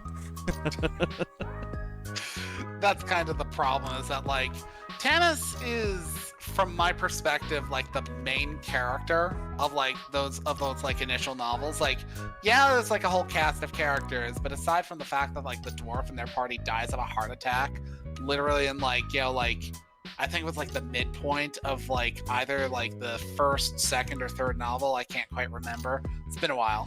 A bunch of the characters are kind of just like one-offs, or not really like as prominent as Tanis, who's more like the viewpoint protagonist. So like you've got him basically being the perspective shot of like a lot of things. So you've got nothing but his like constant whining. Oh, we could just also add that Kender, Tassel. Tasselhoff. Oh, I'll try to summarize that really quickly. Imagine an entire race of like, cut purses, but like instead of like being charming in their like, backbiting nature, like say the Skaven from like, Warhammer Fantasy. Mm-hmm. Yeah, where they're awful, but everybody likes the Skaven because they've just got so much personality. The Kender are literally just like, aren't I just like ooey gooey cute when I steal from your pockets? And like literally their entire culture sees anything that is not tied down as like something they can just borrow and with no real intent of returning. And in fact, tying shit down or putting a lock on it is actually an insult to them. Straight up, like Tasselhoff is like, why insult the door's purpose by putting a lock on it? It's like, to keep you out. Good. Yep, this guy definitely deserves this spot. And for the next you should have seen the movie. You should have seen the movie. It did a bit of justice to him, because like, I don't know if this is actually canon. When Tanis said no to his elven love interest, he actually went to. There was actually like before that they actually rescued a couple of civilians and they led them to the elf village. Yeah. When he said, Tanis like said no, I gotta like save this woman, and she kept asking him. And also was asking him as well, why save this 80s? Well, she was hot in that movie, but still, man, she's evil. But the elf girl was like, okay, fine, I'm not gonna pursue you anymore. Then suddenly, during the party where the civilians were there, the elves threw a party. She actually fell in love with the oldest man in the survivor group. Yes. And then the barbarian guy, the brother of Raistlin, I think, or he was a warrior, but anyway, he suddenly asked, you're being replaced. At least she's being happy. Yeah, I don't know. She's gonna probably be dead in 10 years, so I think that's in deep in your mind. You can get back to her after 10 years. I think the half elves as well can actually live long in the Dragonlance. Yeah, they are long-lived. Like, I want to say Lorana and Tanis actually have like a long life together. He doesn't even die from old age. What happens is a really giant, massive dragon named Queen Beryl gets like knocked out of the sky and falls onto like the area where he and like thousands of others were, so that's how he bites it. That's a weird thing. I don't think I remember that part. But yeah, Tannis he actually got to be with the girl, but I'm pretty sure the movie just wanted to add that in because the old man was never mentioned. We all know he, got 10 to 20 years tops. Okay, for the fifth section, it'll be the villain section. Despite number 4, I think you know who that is, but uh, number 5 would be the villain section, starting off with Joffrey Baratheon. Just a quick thing, I'm pretty sure everyone knows who he is. What do you know of him? Okay, I only know of him through like the bits and memes I've heard from Game of Thrones. Young king, heir apparent who's basically a sociopath and gets off to like having people executed, and then he himself is assassinated. That and did you know he's actually an incest baby? Oh yeah, that too. Between Cersei and her brother Jaime Lannister, all of their kids are actually incest babies. Oh my god. So I would have liked to put in his quote-unquote father. He's the king during that time, who he thought, strangely enough, all his children was very gold-headed. He actually had some redeeming qualities besides wasting money on the kingdom. He was beaten by Joffrey, who didn't squander it in women and excessive festivals. Joffrey kept on doing bad decisions as a politician, and as a child he actually cut open a pregnant cat and then showed it to his dad, saying, look what I got, more kitties. I thought you like cats, right? I'm like, yes, that child has brain damage.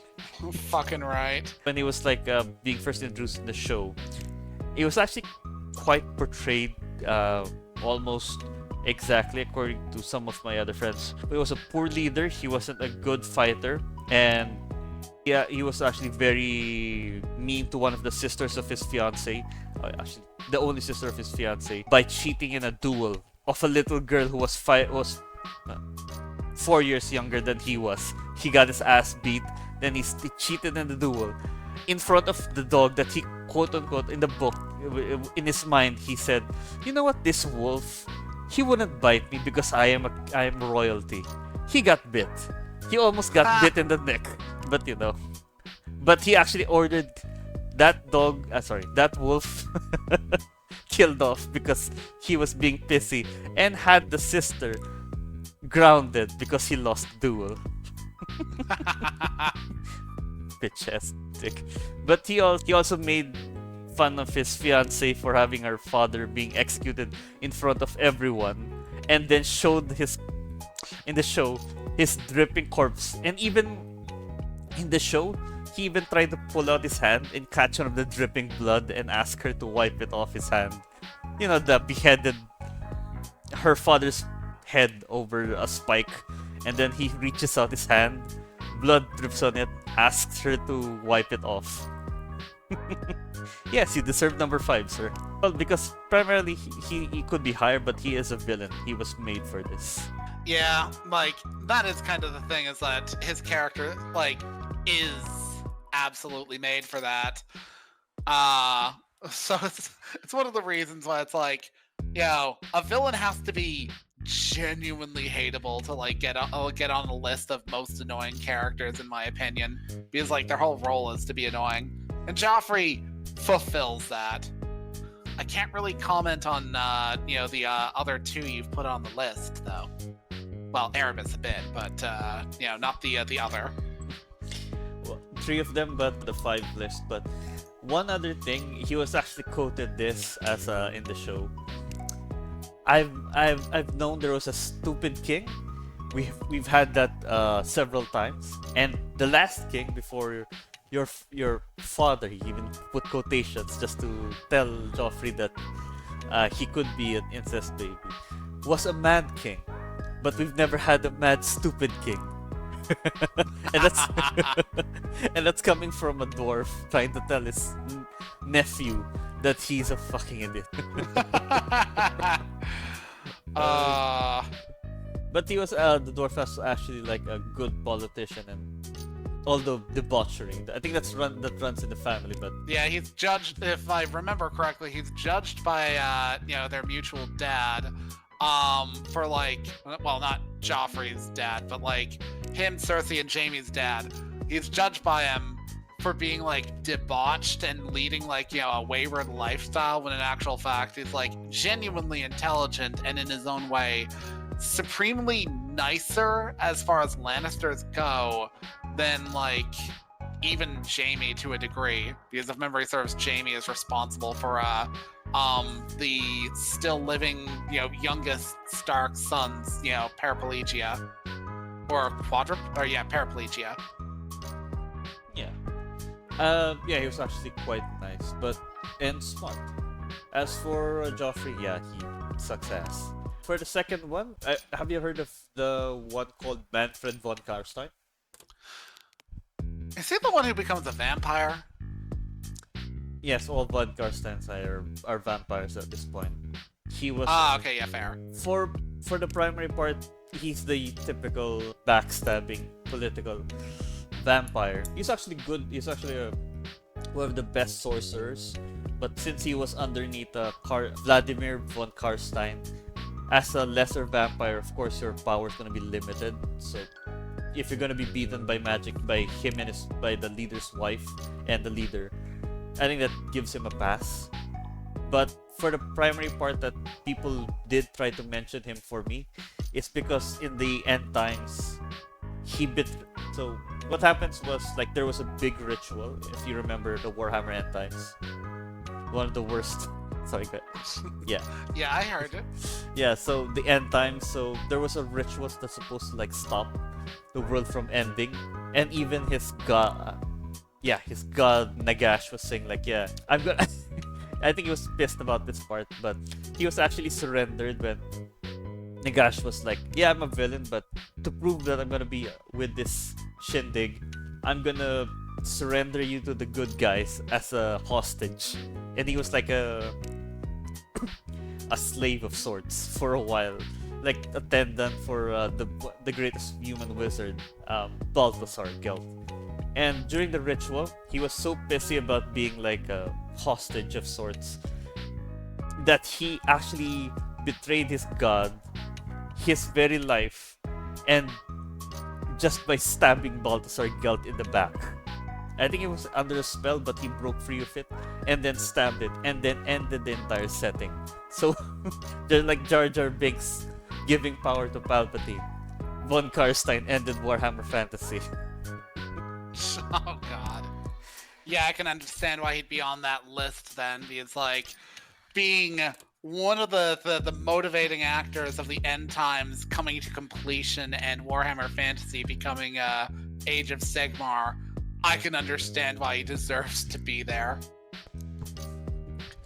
One backstab because he was being pissy about being a hostage. Did you know in the last part when he was being resurrected in Age of Sigmar, there was actually a few seconds after he stabs Balthasar Gelt, and he says, "Oh God, that means Chaos will win." I'm like, it's like no shit. He was actually killed Tyrion, but even if Tyrion didn't kill him, the spell was disrupted, and launching a sword through someone's spine tends to be really fatal. Oh God. The brains of that man. But he was brought back to Age of Sigmar and was like sentenced for like 5,000 years of being tormented by versions of himself and versions of other people who died in the end times. Nagash, you didn't have to bring back everyone. You just had to fill the entire town with more Manfreds. Oh God. And Erebus. I'm sure you're familiar with him. So your thoughts on Erebus? Erebus is it's funny because like again I've made my point, characters that are made to evil should be like held to like a higher standard for being hated purely because they're meant to be hated. But the thing is, Erebus is the inciting incident of the entire storyline. Everything that more or less goes wrong in the setting can be tied to him. Every betrayal, every fall from grace can in some way, shape, or form be traced back to him with like rare exceptions. And like legitimately good characters that were much loved and much liked, get shanked by him or driven to falling to chaos and becoming like shadows of themselves, all because this dude genuinely, on just a fundamental level, likes the drama. Like, literally because he's just a sociopath and wants to watch the world burn. I completely understand why people hate him. That, and he actually calls himself, as I recall in the books, the Hand of Destiny. Yes. Yeah, and he was like even more pissy, but then I think either him or Logger was very pissy that they were like given the status as chosen one instead of Horus. Yeah, like that is kind of the funny thing about it, is that like Erebus and Lorgar are kind of like, the primary factors that led to the heresy in their own way. But like Lorgar is second fiddle within his own bloody chapter, and frankly nobody really likes Erebus on any level in any of like, the chaos powers. And it's just like it goes to Horus, and then it winds up going to his like, his son in the form of Abaddon, and still Erebus gets nothing out of that. I think oh, go ahead. In 10,000 years later, Erebus is like, come on, I'm special. Gods, give me more power. And the gods are just like, no, like, you come on a bit too strong. We like people who play hard to get. Fucking, like, it's funny because like I'm not the most well read on Warhammer. Like, I haven't read a lot of like the more intense stuff because I will admit that Grimdark isn't my usual vibe, but I do enjoy, say, things like the Gaunt's Ghosts books or the Caiaphas Cain novels. So most of what I've heard comes through other people. And from what I've been informed is that when it comes down to it, the powers of chaos all had a Primarch that they wanted that they did not in any situation really get. Like, Perturabo may have been the booby prize for, I think it was like Rogel Dorn, but he's like maybe the one prize that's actually decent. And he's barely aligned with chaos as it is. He was kind of just forced into it. And I mean, you know how he like does the whole demon engines thing, so it's like, okay, but like with friends like these, but like in the case of like Erebus, he tried really hard to get like Sanguinius to fall, and Sanguinius did not fall, and even Lorgar, who is basically the bottom of the barrel, the bitch of his own chapter, is just like, wow, you're a loser. You tried and failed, and I could have told you you would have failed because it's Sanguinius. He's literally perfect, and everybody knows it.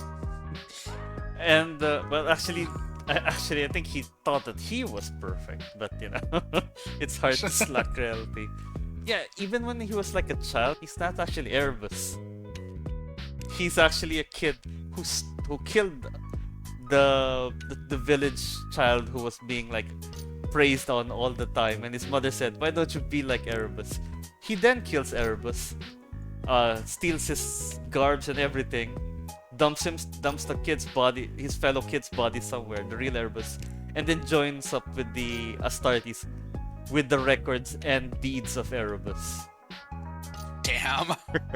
Yeah, what he was really doing during that time, instead of being a scholar, well, he did become really trained and really fought hard to become an Astartes level, like one of the most prolific priests of the word bearers. But before that, when he was a child, when he was like being envious of Erebus, the real one, he was actually playing around with scorpions. And wow, then that's fitting. yeah, when he got stung too much, he was like in bed for a while and suffering, and he was trying to say that he'll change. But when he got better through to the hard works of his mother, he never did chores again, and he started going back to getting poisoned by scorpions. But this time a little bit more cautious. But he skipped chores, didn't thank his mother. Like Start from the start, he's a bitch. Oh god. Yeah. So it's like basically a character who's made to be unlikable, like no likable traits whatsoever. He's like from cradle to not even quite grave yet. He's basically like, I'm just gonna like do shit that benefits me and not really give a shit about what other people think. Yeah, that fits the description of an actual sociopath. One of the worst parts he did for me before I move on, he killed Argo Tull. Because like, Yeah. and it's like, now you're gonna thank me, Karn. Karn was like, no. And during an honor duel, before he actually accepted the honor duel, but when he was about to die, he asked the gods for help. The gods said nothing. He still teleported away with I think it was a device or a spell, but I think it was a device.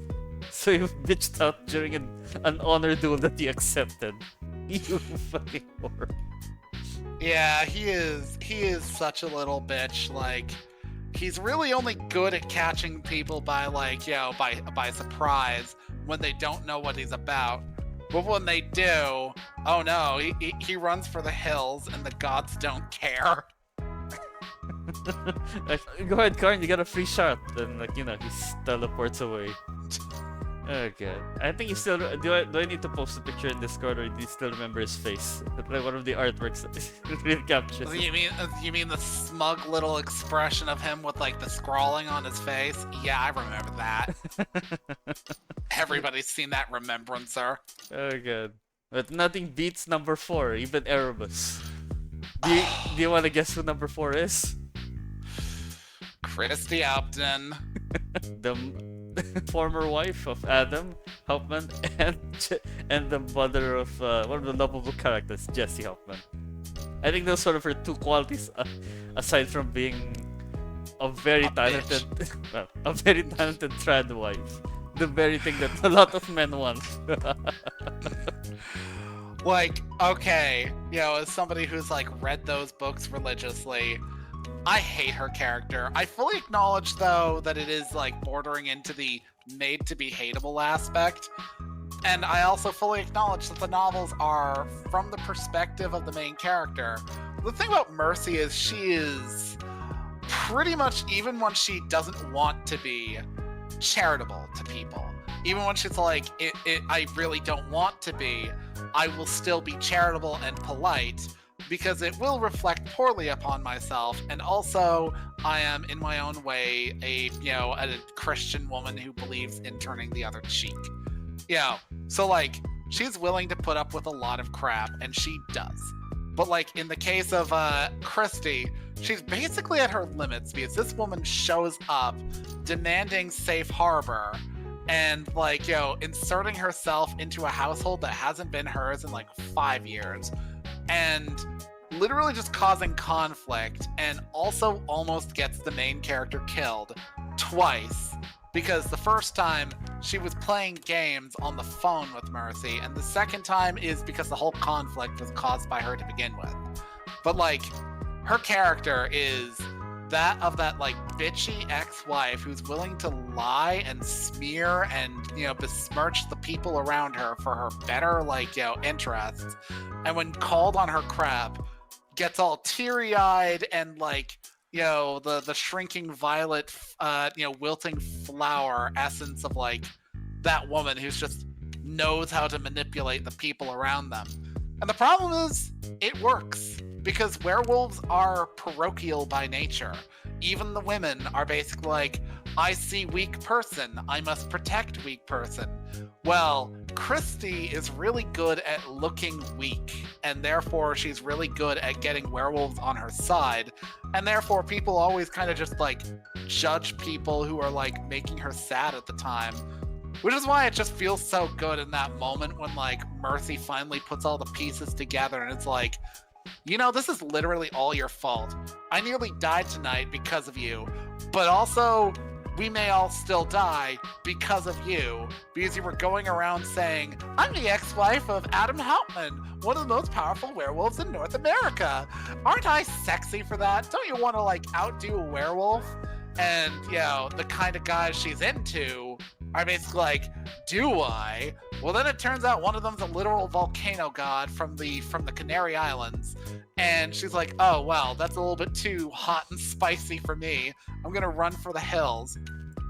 And And it does not. Yeah, go ahead. Sorry, so I'm talking too much. no, I'm just gonna interlude this one thing before I go on my part later on. She quote unquote forgot to tell the gang when she was asking for safe harbor from her stalker that she actually knew that he was supernatural.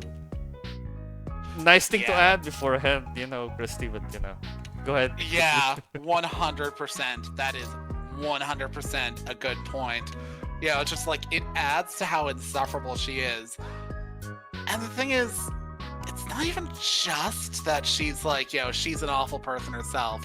It's how much everybody else gasses her up. Like, I'm not sure if you've gotten to like the novels where like Mary Jo tells Mercy, well, like the reason why I don't exactly respect you is because I feel like Adam needs a Christie in his life, and Mercy has to remind her that like Christie left Adam a shell of himself and would manipulate him emotionally and make him feel like a monster. And like Mercy's the type of person who, if she can get like a mild but not severe argument out of somebody, not like a hostile one, like a disagreeing over like which is better, chunky or smooth peanut butter that's a little bit heated, that's fun, that's exciting, that's passion. But she can't barely get that sort of thing out of Adam sometimes because he's afraid of his own emotions because of people like Christy. And then like Honey, or not Honey, fucking The wife like of, the wife of the second. Yeah, the wife of the second in the next book proceeds to undermine Adam's daughter's own relationship with her mother, which is poor due to her mother. Because she's going through her own like midlife crisis. My daughter or my sister just had a child, and I can't get pregnant because I'm a werewolf, thing. It's like you all are basically like gassing up Christy when she is an awful person. I don't know where your loyalties lie. You all suck. There was actually one part that you actually covered most of her points, but to elaborate on what she did. Besides playing on the phone, just to be spiteful to Mercy, who is the current wife of her former husband. She would like have like a set like a she actually trapped Mercy.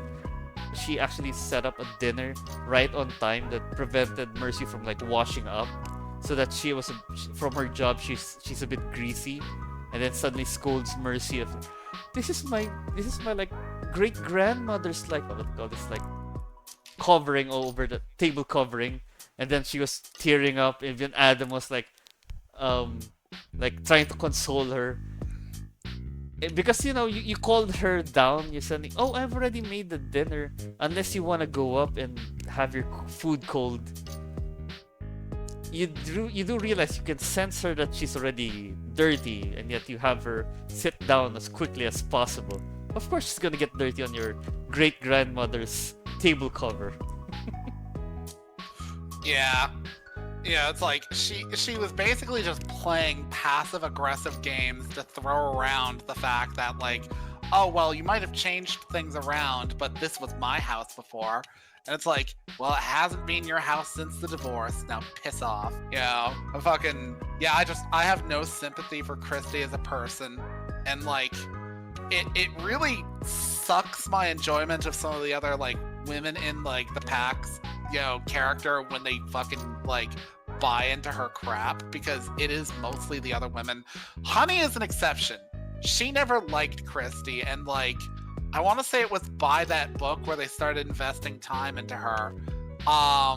And she's actually one of my favorite characters because she's like, you know what? Actually, I am down for the drama that's happening surrounding Mercy, because while she's like, just kind of just changing the rules, and I don't necessarily like that, she changes them for a good reason, and genuinely has your back.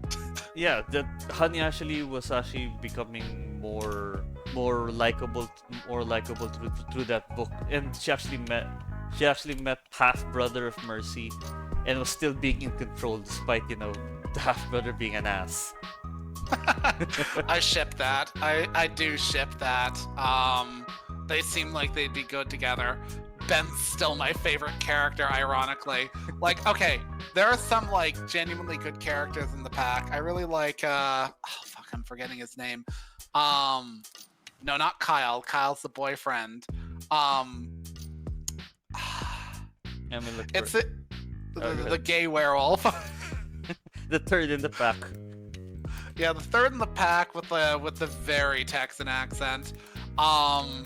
He's one of my favorite characters. Warren Smith. Yeah, Warren.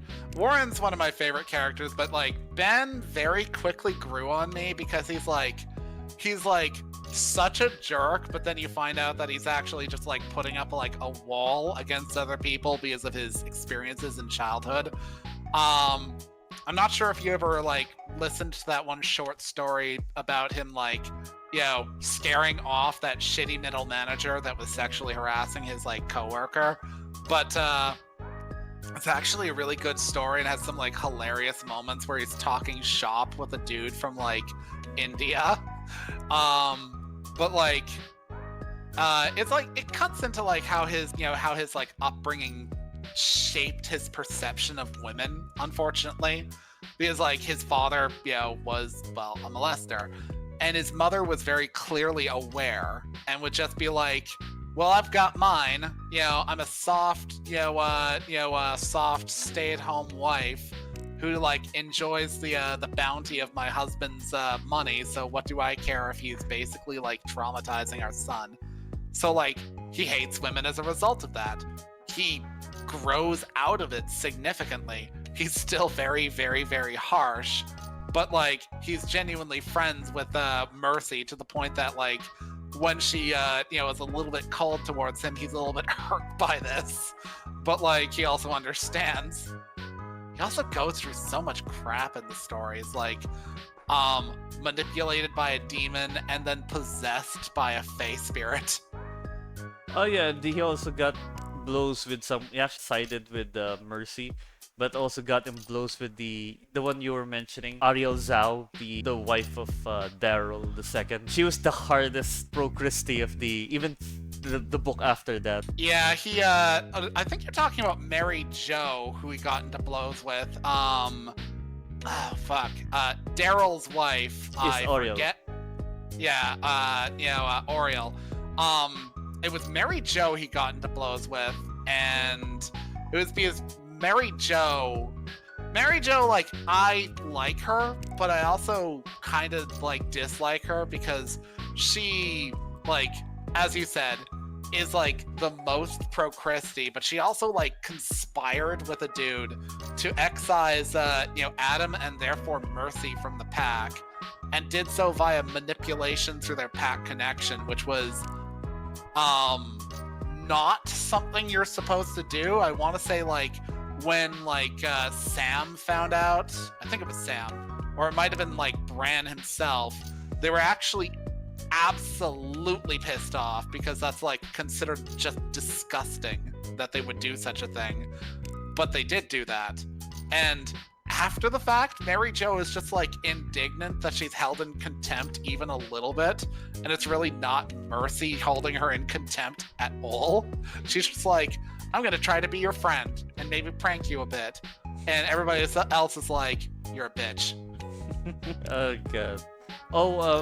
Yeah, she did become a bit warmer in later books after she started having a better boyfriend, because the last one, I remember the reason why this whole kerfuffle came on to be, because when she was being revived by Fae, because some of their magic tends to like affect them, when she was being woken up, her current boyfriend, that was Henry, was trying to stir up evil in the pack. Mary Jo said, Adam?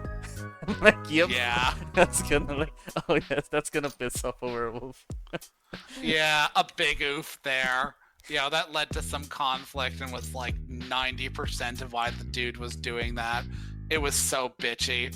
But she has gotten like into a relationship with like a police officer. Initially, she was like, she couldn't make it work because like she's still barely willing to admit to like the werewolf side. And she's like, this won't work. And he's like, ends up getting called out at like the middle of the night because they've got like a goblin corpse in their car, and they're all like, yeah, so we've got a severed head here. It's for somebody who was involved in the killing a few states over. And he's just like, oh fuck my. I'm just like, okay, I'm coming along for that.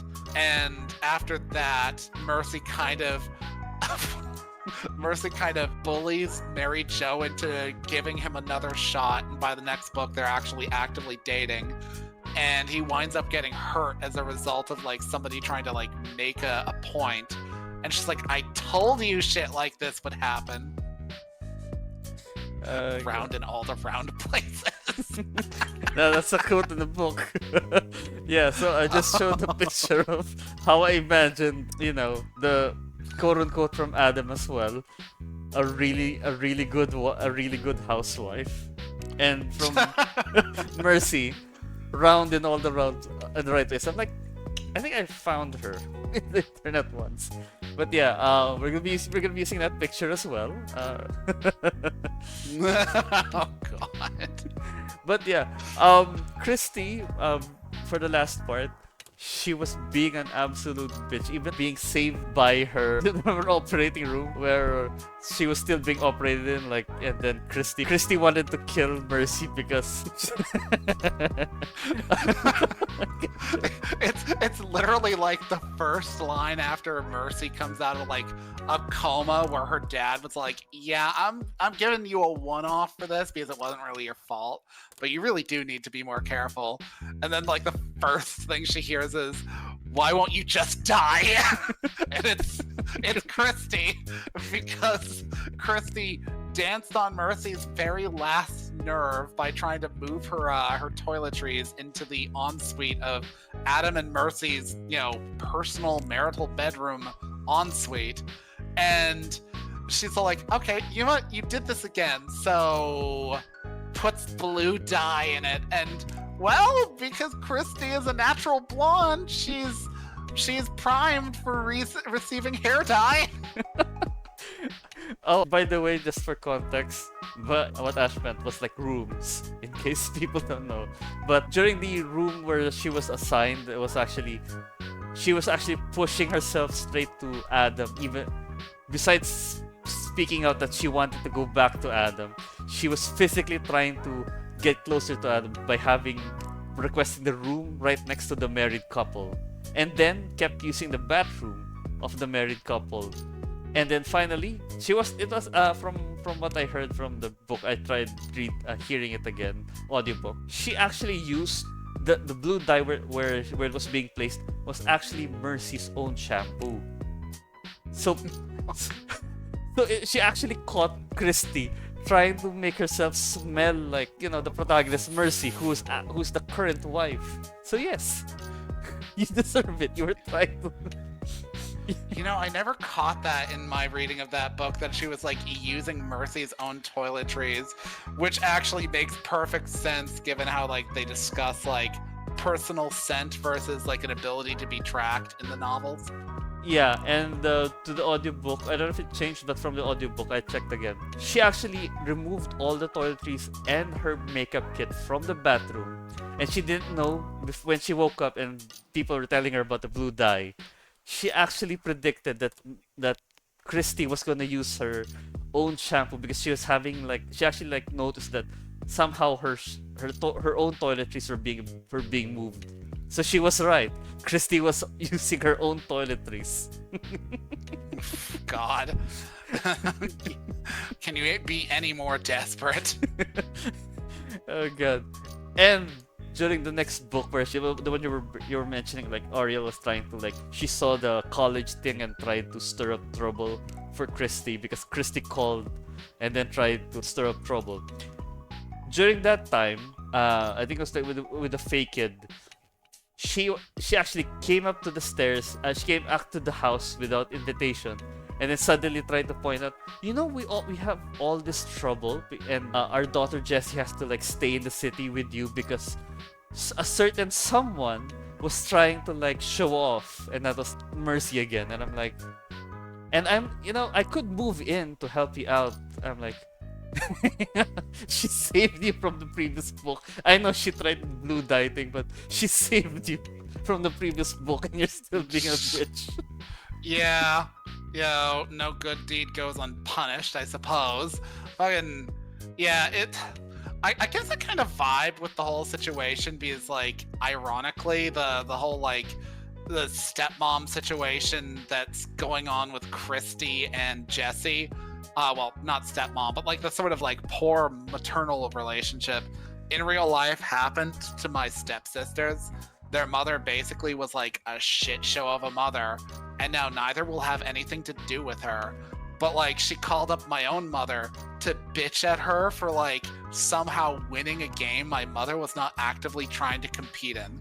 She was just there for them and didn't try to insert herself more than they were comfortable with, and they appreciated that. Yes. And to add a note, Christy, along with with a few of the characters, except for Dag and the others, Christy was written well to be unlikable, but you know, she, we get to know why she's unlikable. Yeah, she's like the ghost up until that point, referenced occasionally via the fact that like she'll send scathing calls to Adam because something happened with Jesse, and then Jesse will be like, "Hey, Dad, did I ever tell you about that time that Christy's boyfriend tried to hop into my bed when I was 12?" That's stirred up a lot of trouble. Fucking right, it's Adam. He's well known for his temper. Oh, good. Yeah, that's Christy, folks. As I can say that she could actually be number one, but she's just in one book and a half. Oh, and she actually kept saying bad things about Mercy before before she got some airtime. If you remember, like she kept on telling bad things to both Jesse and Adam about Mercy. Like, whew. God, if you only had more books, we could put you higher in the list. But for now, number 3, Bella Swan. Oh. Yeah, you want to lead this one, or shall I? Please do. Okay, so like, Bella Swan is a screwed up girl, to say the least. Like, okay, if I'm to briefly describe Edward, I'm going to say he's depressed. He's a vampire. He lived an aimless life with no real fulfillment, and along comes this chick who is literally like smells like the perfect meal to him, and also has like no ability for him to read her mind for a change. So he's immediately attracted to her. And she is manipulative as hell. Like, he does some fucked up shit, but like she does shit like deliberately try to like get his attention by leaping off cliffs and doing dangerous, like, you know, thrill-seeking crap. Or, you know, when he dumps her after she gets hurt and like and nearly causes like his brother, air quotes, to like kill her. She proceeds to like chase after him in the night, and then get found by her dad, who, by the way, she is such a dick to throughout the books. Like, literally, like, pregnant and dying, ices him out on like everything, and he's just like, I just want to like be there for you and like, you know, like make sure you're all right because you're my daughter and I care. And she just does not give him the time of day that he deserves. And like she like a lot of her most annoying traits come up in the book. I think it's called Eclipse. It's like the second book. It's like the interim novel where they introduce a bunch of like the werewolf pack characters.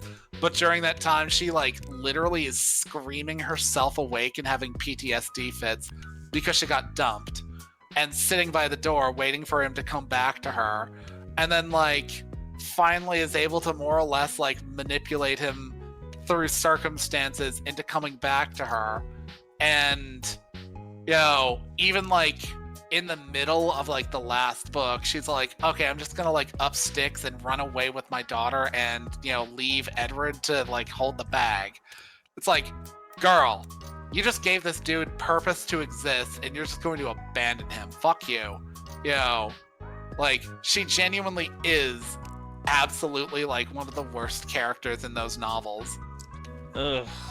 Even I actually tried. I actually had to like go to the movies for it for like the first three movies before like had like when I was bored later on and with one of my exes I like okay let's watch it for the like fourth to the fifth movie. I think there's only five movies.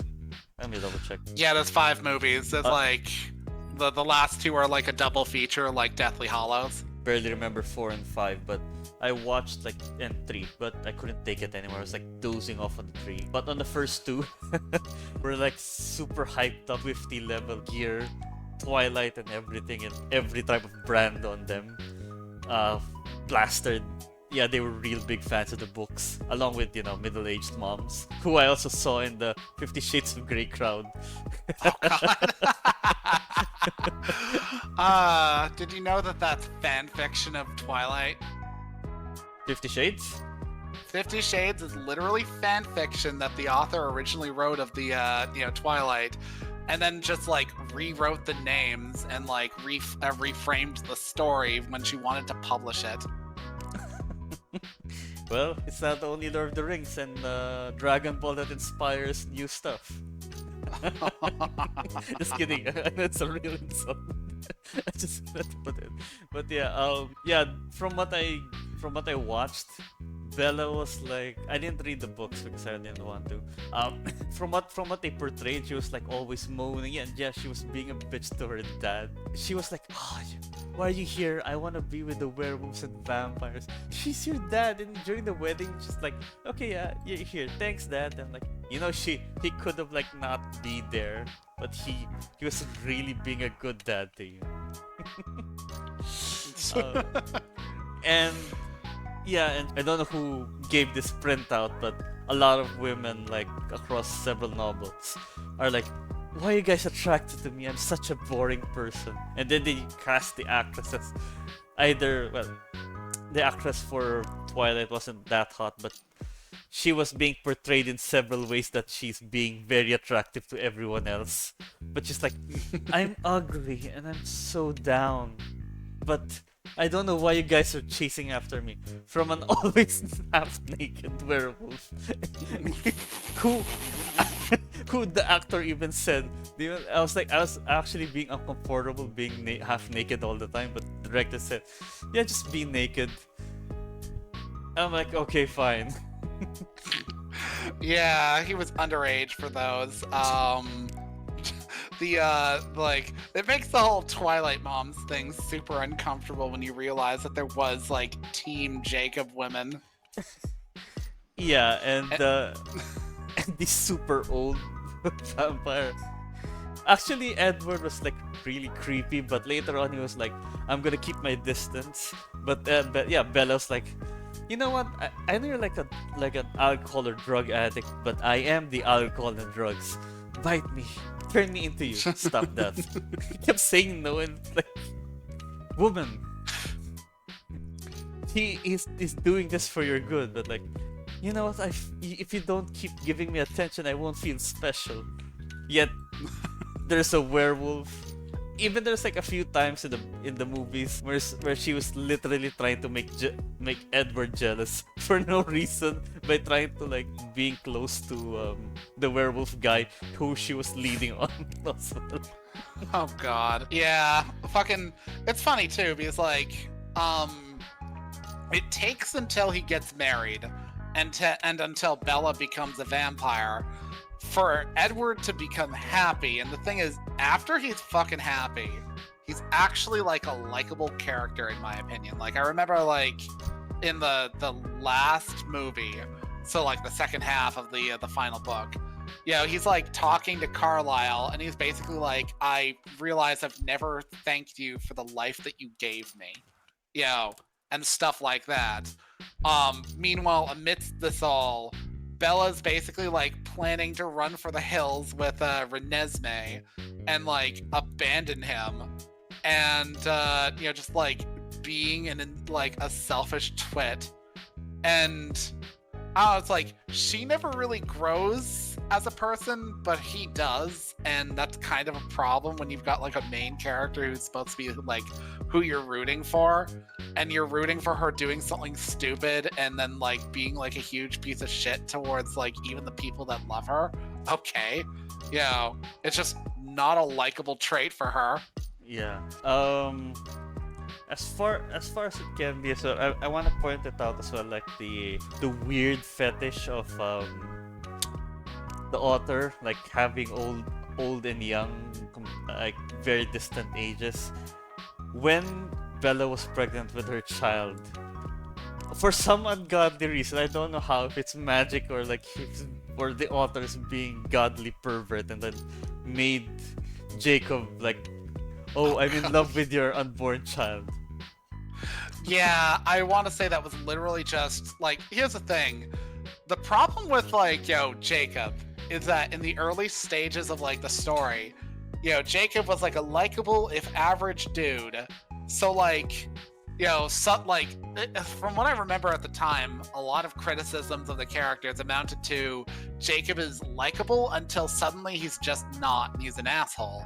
And like, it really came down to the author did not really have the capability to write this conflict out in a reasonable fashion, because Bella is just going to choose Jacob or Edward because he's the first one in and because he's a mysterious vampire. So she's of course not going to choose the romantic red herring. But why is he going to not pursue her after this point? And the eventual reveal is because he was never attracted to her. He was attracted to that specific egg in her body that was as of yet unfertilized, that became Renesmee, and that's who he was attracted to because he imprinted upon her like a soulmate or some junk like that. And it's like, okay. It is as awkward as it sounds, like sincerely as awkward as it sounds. And like, apparently even the author fully acknowledged that it was like awkward because like even like Edward's like, excuse the fuck out of me, this dude wants to date my literally just born child, what the hell? And has to be told it's not really quite like that. It's more like romantic, yes, eventually, but like soulmates, he's more like a guardian to her, but still it is creepy because he's effectively like around her in the eventual hopes that they get together.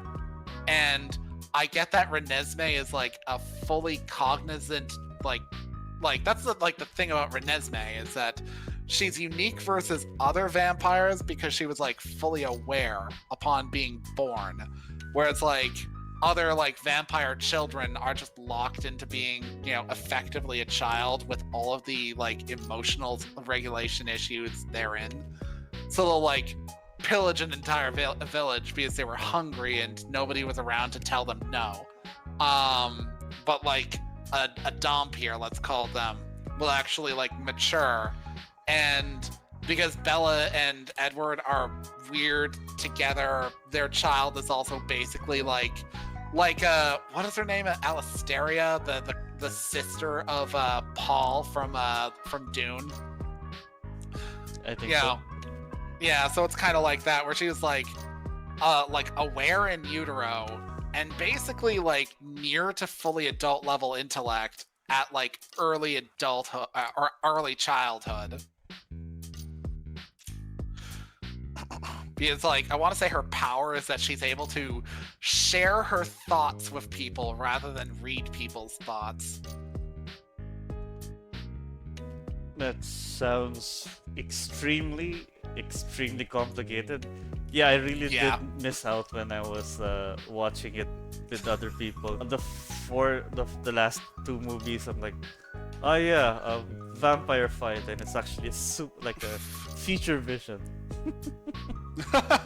The thing is, like, the actual books are worse because, like, okay, it's like, oh shit, this is a future vision. That'll happen if you don't, like, accept peace.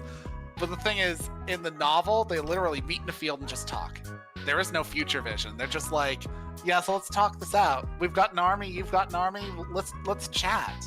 Well, one of the few times that happened, like, let's talk it out with the armies behind us. Yeah, and it's like kind of ridiculous because it's well established that the Volturi, which I'm gonna say this, Stephanie Meyer does not like set out to make semi-decent like stuff, but she achieves it somehow. Like the main problem I have with the series is its main focus on the love interests, but like the actual like world building is actually not bad. It's just lacking in further fleshing out. But like the Volturi are like heavily fleshed out.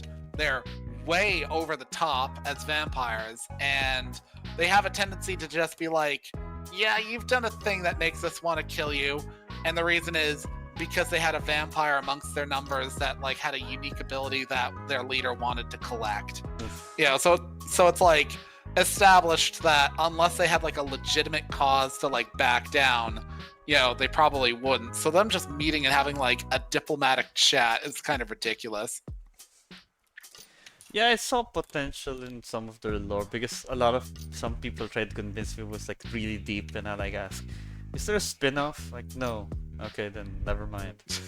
But Yeah. so we could get away from those two. But before we end this one, I'd like to point out two things from the first movie because that's the best one I can remember. It's really fucking weird. This lore bits, we're building fine. There is potential. There's like fucked up things like, oh, did you know our skin sparkles when we hit the light? I'm like, the movie shows like it's not cloudy. Like it's really weird since you're going to school. I'm pretty sure there are times where you get hit by the light and none of you are sparkling. I mean, to be fair, Yeah. It is Seattle. It is Washington.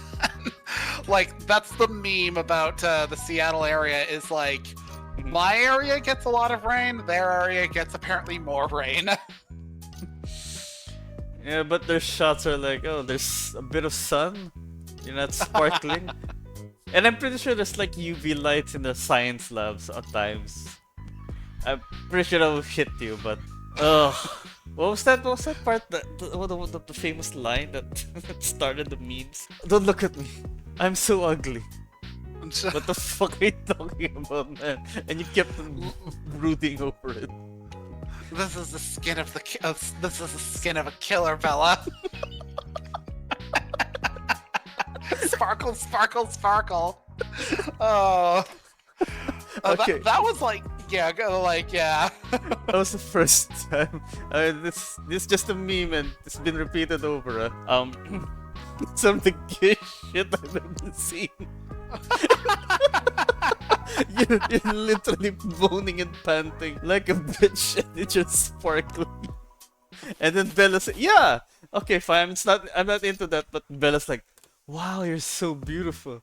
I'm like, yeah, man, I think women would like it. That's did the books try to like emphasize it in a different way? Because I don't understand the skin of a killer coat.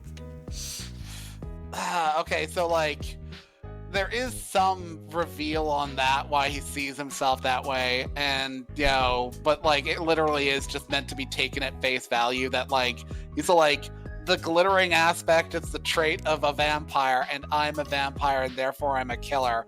But also before he gets married to Bella, he tells her that there was a period of time where he wasn't a quote unquote vegetarian vampire, which isn't like a bad concept. You see that in other vampire fiction.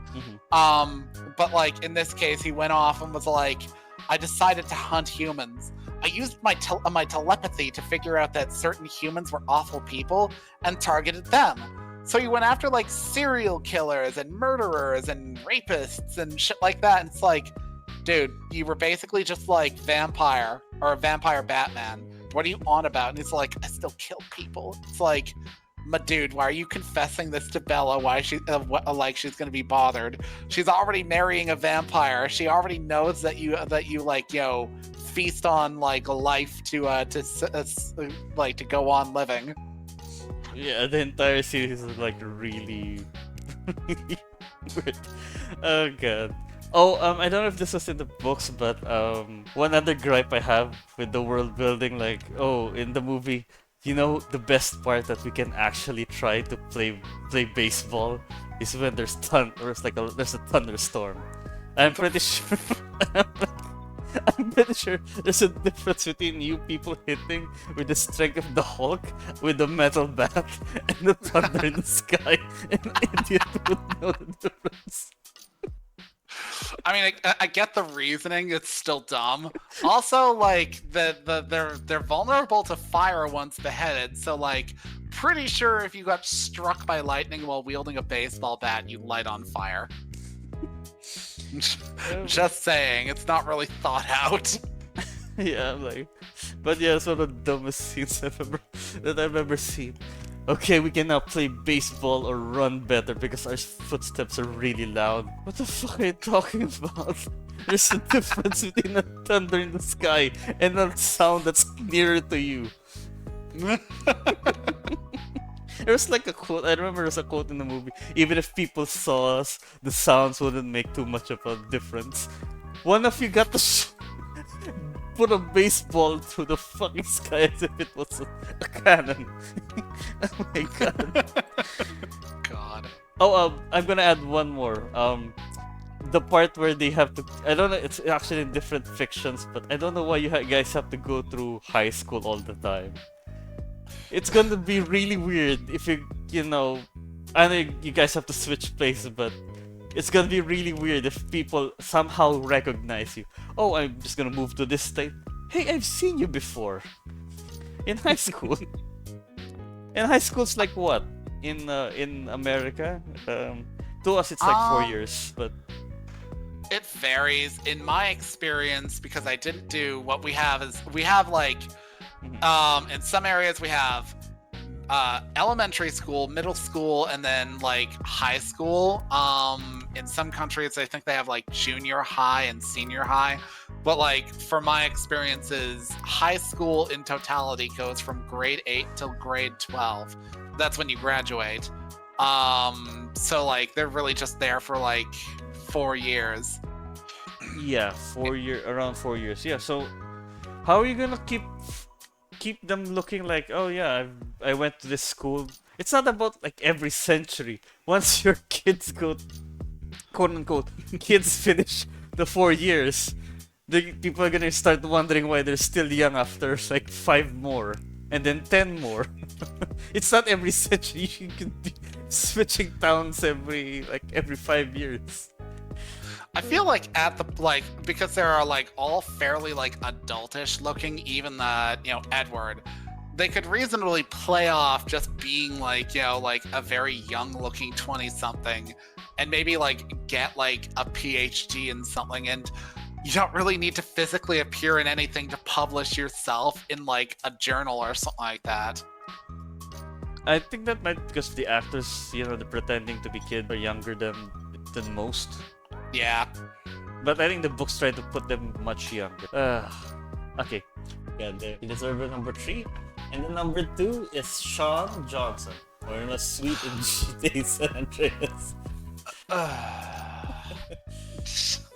Now, he's not only bad as a brother to CJ, but he's also being a bitch to his old sister, while being significantly racist because his sister is dating I think they call it Vagos. Yeah, the Vagos members, one of the Vagos members, and wants to like control her life despite being like, they're like crooks and shady. They're shady and like, what are you? What else? Okay, we're starting from the sister, but he's like trying to control her, trying to like say like stop dressing like a whore or stop putting up trouble, and I'm like, Sweet, you have to realize how hypocritical your operations are and who you are, especially since sometimes you call random women a hoe for no reason. Yeah. How about his brother? You have okay, so we're in the brother part. What's your thoughts on Mr. Sweet? Okay. Now, I previously mentioned, how I felt like Franklin from GTA 5 was kind of like an apology for him because Sweet, when you come to him, is basically like constantly mouthing off to like CJ and calling him a busta and saying things have changed, Grove Street isn't like, as high as it used to be, and like just like making endless excuses for himself. Then he does a stupid thing and gets put in jail. But like that's where most of his involvement in the story kind of ends until like the final point. In that point in time, CJ has to take over and help his family in exile from San Andreas. Like they are basically like kicked out of San Andreas via like threat of like the police, if memory serves, and have to like pick up sticks elsewhere. Well, as it turns out, your sister's boyfriend is the real one and helps you out significantly. And despite being a no one in the city that you pick up sticks in, you wind up, completely carving out an empire, making networks with the actual local, I forget. We'll call them the Yakuza, but that's not what they're called. They're the Chinese gangs in the area. Woozy Moo, who's basically like a chill dude, blind but still also capable in a fight, and like. You do some wild shit. Like you get in good with the men in black. You come to know some secrets about the government that you probably shouldn't. You basically own half of America. You are the manager of like the top rap artist in America, who, by the way, you were previously responsible for screwing over, but you help him out significantly and put him on the map again.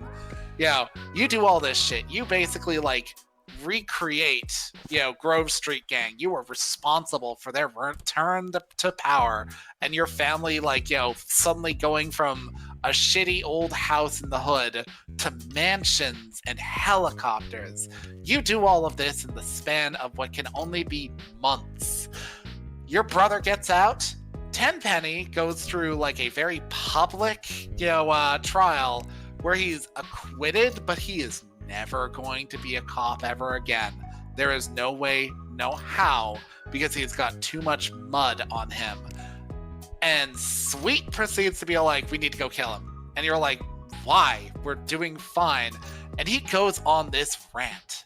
This completely unnecessary, unjustified rant about how CJ is a buster, has always been a buster, has never been there for anybody in the family but himself. And CJ agrees with this.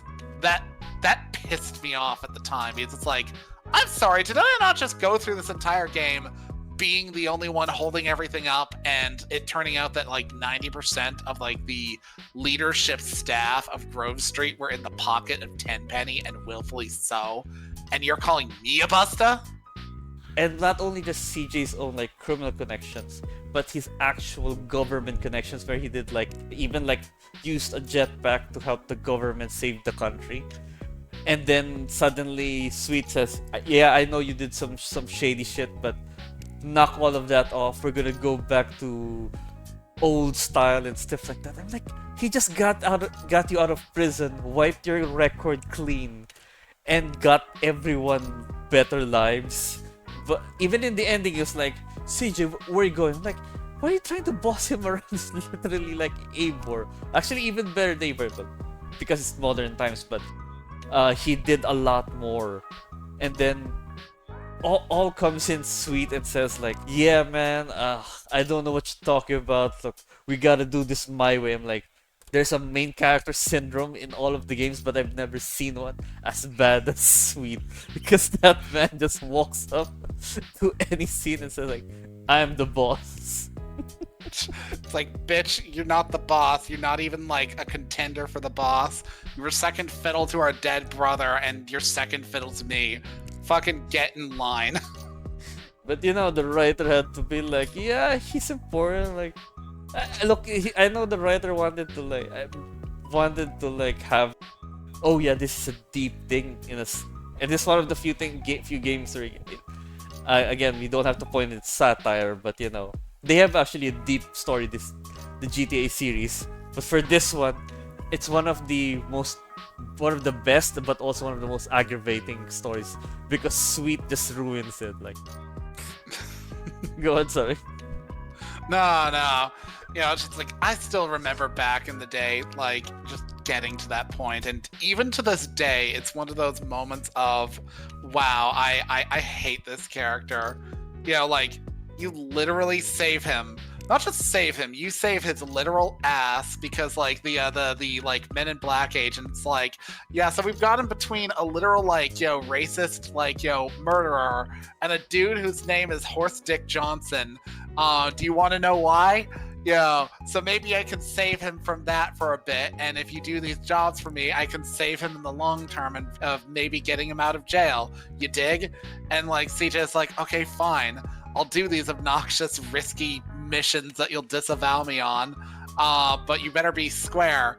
And the guy's like the Men in Black guy's like sketchy, but he ends up being square. It's literally like genuinely one of the more like decent people, even if he's like sarcastic as hell. He's sarcastic because he knows how screwed up everything is. But fucking sweet, it's just like a moron from start to finish, and you just go along with this crap because like the story is all like, well, we need to have a final fight, and to be perfectly honest, I did not enjoy that final mission. Like, good fucking god. Like, okay, if memory serves, it goes, you track down Big Smoke, you fight him in his apartment, which is like a kind of a lame fight, and honestly, I've always kind of wished that I could go back and beat him to death with one of those like giant purple dildos you can find in game because it would be hilarious. But then afterwards, you engage in a chase scene with Tenpenny's like I think it was like literally a fire truck, and you've got like Sweet hanging off of like the ladder for the better part of it, and you have to like be right up behind this dude for like several seconds for him to get off of the truck. And it's like, it's an agonizing trip. I don't claim to be the best driver in GTA, and if anything requires even an ounce of over an amount of precision, I start to get really tense because it's like, oh my god, just get off the damn ladder, get into my car, and we can finish this shit. Yeah, I would say I would have tried to rank Big Smoke or Ryder, but they are villains and they actually tried chasing what they want, and they were actually honest. Well, Ryder kept on trying to be sarcastic and tried to deny it in front of CJ, but he actually pursued himself as being a villain with Big Smoke. Yeah, plus they're kind of minor characters when you get down to it. Like, I can't really remember much about Ryder other than he's like the dude you chase down in the boat, and he also does some like minor break-ins with you, which was an interestingly banal mechanic to the game. I didn't do it very often. Big Smoke is most memorable for saying, why couldn't you just follow the damn train, CJ? Because the game was notoriously buggy at times, and there were some missions that I remember getting absolutely furious with when I was a kid. Like, this is years ago.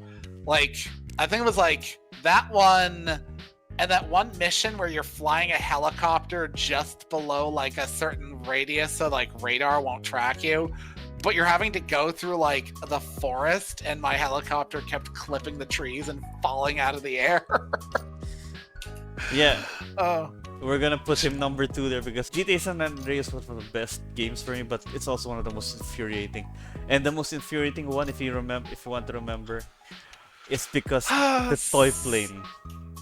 Yeah. Yeah, the toy plane with its shitty geometry and poor handling. Oh god, I actually failed that 12 times. I'm like, okay, fine. God. I finally did it. The most recent time I played, I used cheats to make the flight easier. Because sincerely, I'm like, I know what the cheats are. I'm going to use them, and screw this game for making it so obnoxious. I actually played the cheat several times because, it's also fun, the super jump, but... Oh, God. The racing games were generally not my favorite in GTA games. That's actually one of the reasons why Franklin's one of my favorite characters in GTA 5 is because he has the ability to do bullet time but with cars. Oh yeah, and then Lamar actually comments on that. Oh yeah, your superpower. What? And it's the only one who can realize that. Like, Lamar, that weed has given you the fourth wall breaking perception. Okay.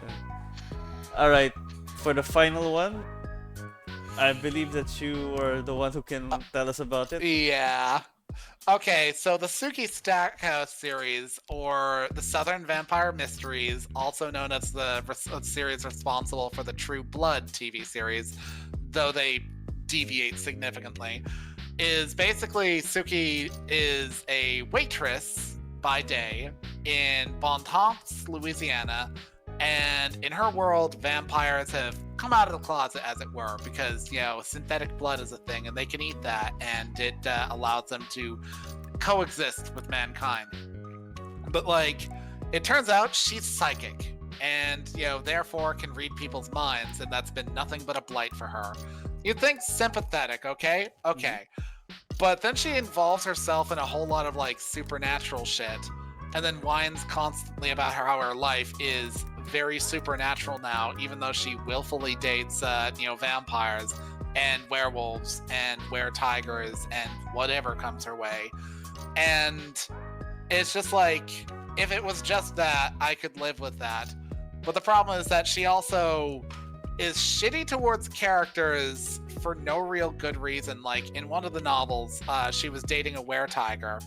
Dude was decent, but he also got blackmailed by the King of Nevada for information surrounding the Queen of Vampires in Louisiana. And Suki blamed him for this and was all like, if you were a real man, you would have hung your family out to dry and let them die. You know, I need a real man in my life who will consider for me. And in addition to that, she has, like, a lot of moments where, like, people give her shit and she just, like, bursts into tears and becomes completely useless. And she also, like, in one of the novels, was hired on by the vampires for a literal vampire convention. Not shitting you, that was a thing. She was hired on as security with another dude who is psychic, and while going along, she runs into a dude who is human by all accounts, and he's, like, in the backpacking area, like, where shit's being managed for the hotel, and she reads his mind when he's not paying attention to her, but then he looks over at her and then, like, stares. Recognition. Shoves her out of his mind. Now, I want to point out to you, outside of vampires and beasts, whatever, which are hard to read because they're magical, she has never met a human being who could just do that to her. And she's just like, my, that was strange. Moving on. Does nothing about it. Says nothing about it. And then a terrorist bombing happens and the hotel gets, like, literally, like, its face blown out with a bomb. And, like, dozens of vampires start falling out into daylight from their coffins. You know, and that's, like, entirely because she was stupid and did nothing there. And over time, you just kind of get more moments of, like, Suki being a little self-pitying bitch about things, or being completely useless in the greater scheme. And then, like, I think what really clinched my dislike of her as a character is how, like, at the very tail end of the novels, she's straight up, like, just kind of gets into a relationship with her boss, because, like, why not at this point? And it's like gets rid of her, like, psychic powers by telling, like, the dude that what's the source of them. It's a complicated thing, but, like, tells the dude that what's the source of them, that she doesn't want them, and that they're lame. It's like, girl, just because you misused them and never really practiced with them and didn't make use of your life doesn't mean that they're not really useful abilities for your children down the line. You know, seriously. You know, it's just like an endless cavalcade of Suki being behind a lot of problems, being the source of her own problems, and just, like, endlessly self-pitying herself throughout all the novels, and somehow still being much beloved by everybody around her, to some exceptions. God. Yeah. She's quite loose. She's annoying. She's not quite skilled at her stuff. And when taking criticism, is what I gathered, is she acts like Christie, but Yeah. spanning several books. Pretty much. And the thing is, she would like dump dudes over like the stupidest shit. Like, the first guy she was dating was a dude by the name of William Compton. And the thing is, short of being a vampire and involved in like the nonsense of being a vampire, he was a decent dude and did care about her. She kind of just dumps him because of his conflicts with the dude Eric Northman, who has the hots for her and is all like, "One day you'll be mine." And the thing is, he's right, because she gets into a relationship with him eventually, but only breaks it off because, well, they don't even have a conversation about it. He's just pissed that she used like a magical wish granting device from her great grandfather to bring back her boss, rather than using it to like, fix the issue that they had with like another vampire. And he's like, "You could have done this, but I guess you don't care about me." It's just like a lot of her relationships would just end. She's like really bad at managing them. I would understand if she wanted to sleep around, but this is really like, yeah, I'm a bad partner in any situation. Yeah. Now, to be fair, she's not the only hateable character in the novels, but because she's the main character, you're kind of forced to deal with her a whole lot. Ironically, my favorite characters ended up being people like Eric himself, his lesbian underling Pam, who's fucking hilarious, and honestly, that's about the limits of it, actually. A lot of the characters were unlikable. Fucking, her boss isn't bad, but like her brother is trash. Like when I say I hate like Suki, I can acknowledge that she's had like problems in the past. Her brother, though, he's only not on this list because he's barely like much of a character in the novels. But like in like the first two novels, it's revealed that she was molested by an uncle. And when she confessed that she didn't want to be around that uncle to their grandmother, that their grandmother was like, "Okay, he won't come around anymore." Her brother straight up told her that he never believed her when she said this, and that he missed that uncle because he wasn't allowed to come around anymore. And he gets pissy at her because she won't have anything to do with the dude's funeral that occurred mysteriously after Bill decided to off the dude. He found out about him and was like, "You know what? That will not stand." And clandestinely made the guy, well, pass in his sleep. And then like when their grandmother was murdered, this dude, her brother, slaps her out front of the fucking funeral hall in front of everybody. Huh? Her brother. Okay. Yeah, he just fucking belts her in front of everybody after like their grandmother was murdered. It's like, my dude, what? In a So it's like, during a funeral? God damn. Yeah, during a funeral. Like, I only don't put him on this list because, frankly, Suki kind of brings a lot of this shit on herself by, like, not having much of a spine to begin with. She just puts up with this crap half the time. So it's like the moments where she's, like, icing out a dude is, like, the only moments when she shows even an ounce of spine, and half the time it's for stupid reasons. Yeah, writing up a character that's both unlikable and unrelatable, that's gonna like ruin the experience for several readers. Pretty much. Especially when you've got like a character who's involving herself in like the inner mysteries of like conflicts in like the supernatural community. You need somebody with a little bit more spine behind them, somebody who's not like a shrinking violet. It's one of the reasons I like Mercy, because like, she goes through some shit, don't get me wrong, like some heinous shit, but she acknowledges it's stuff that she has to deal with and ultimately has like, a solid backbone when stuff isn't like otherwise nagging at like, past trauma.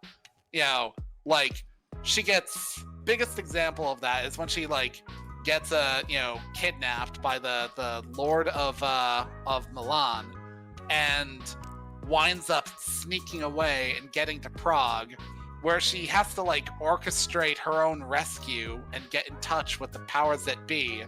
and does like a whole lot of shit to do so, completely on her own in most cases. And it's only after like a conflict where they're attacked by vampires does she have like a moment of, oh shit, PTSD, I need a moment. You know, but like Suki's just like, my life sucks because I am a psychic, and it sucks because I can't be with guys that I can read the minds of, and it sucks because I can't really do anything, beyond being a waitress, and that's all I'll ever be. I am just a waitress. No, girl, you're literally connected with like every vampire by some fashion in Bon Temps, and through other vampires, literally potentially connected to so many in just the US alone. And you're also like interacting with like the werewolf community in your area. So like, yeah, let's quit the I'm just a waitress act, please. Oh my god, that's a lot of infuriating knowledge. But yeah, she's like reverse mercy. Oh god. Yeah.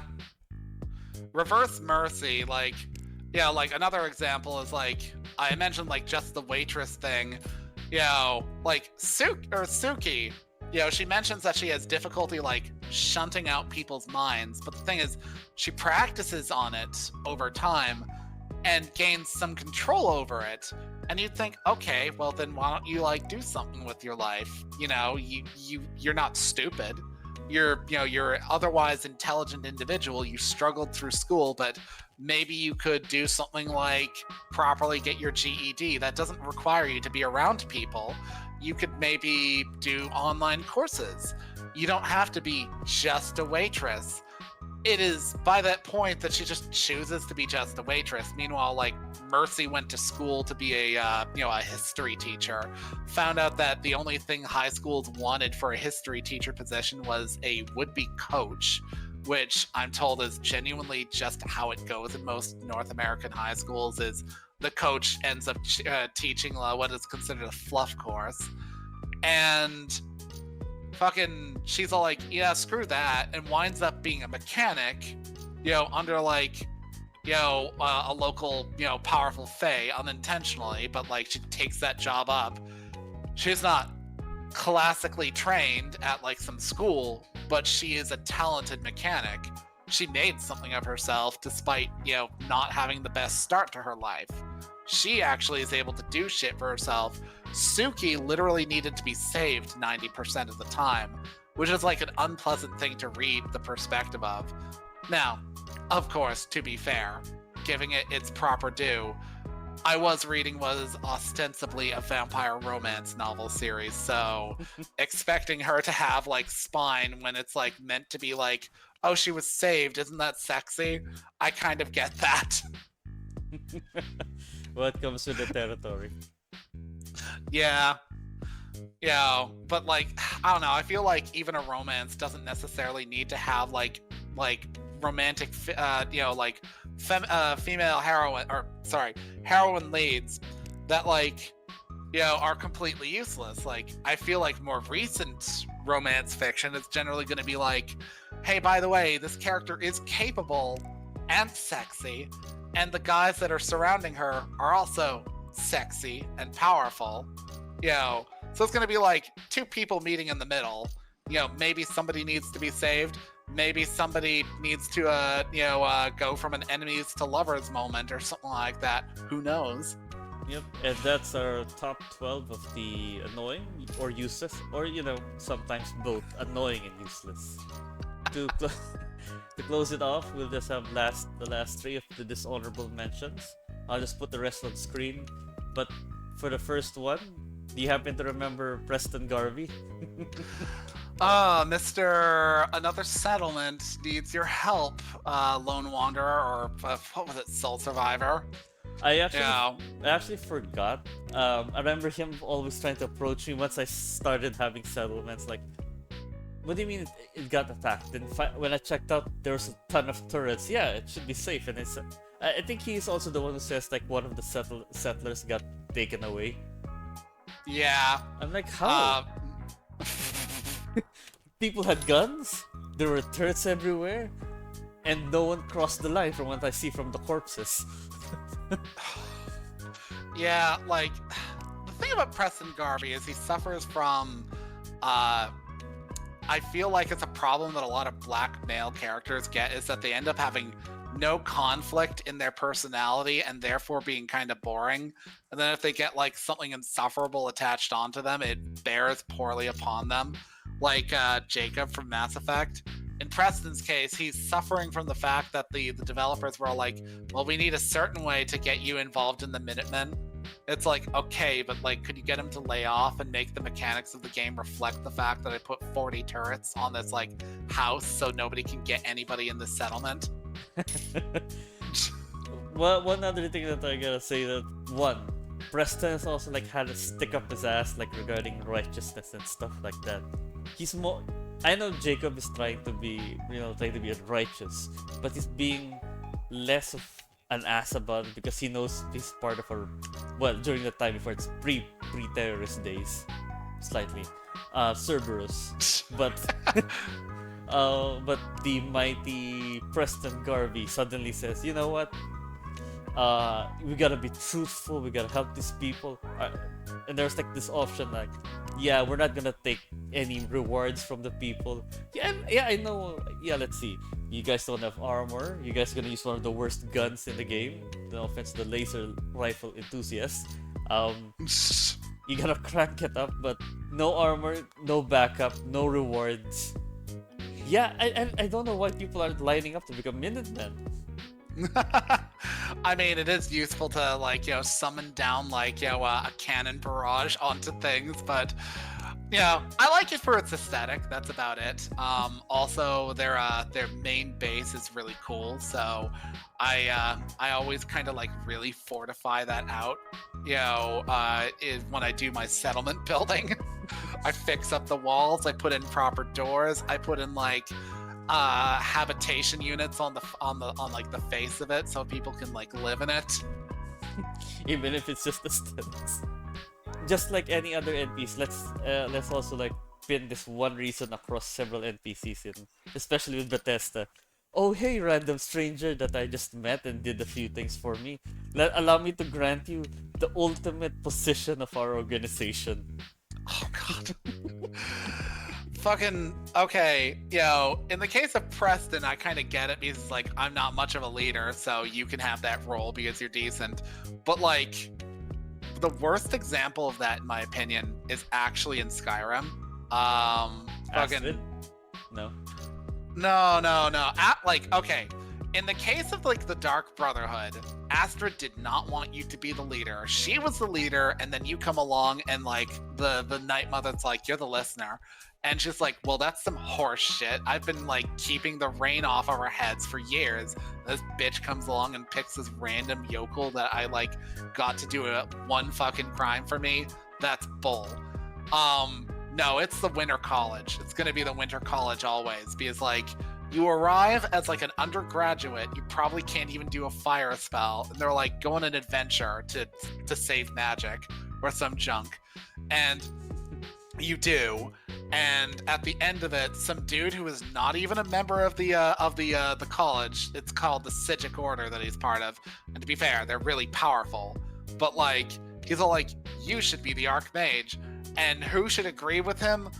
But what is effectively the school's pothead teacher, because he's the alterationist dude. He's the guy who's like casting weird magic on his shit just to see what will happen. And he's just like, you know what? I agree. You're Archmage now.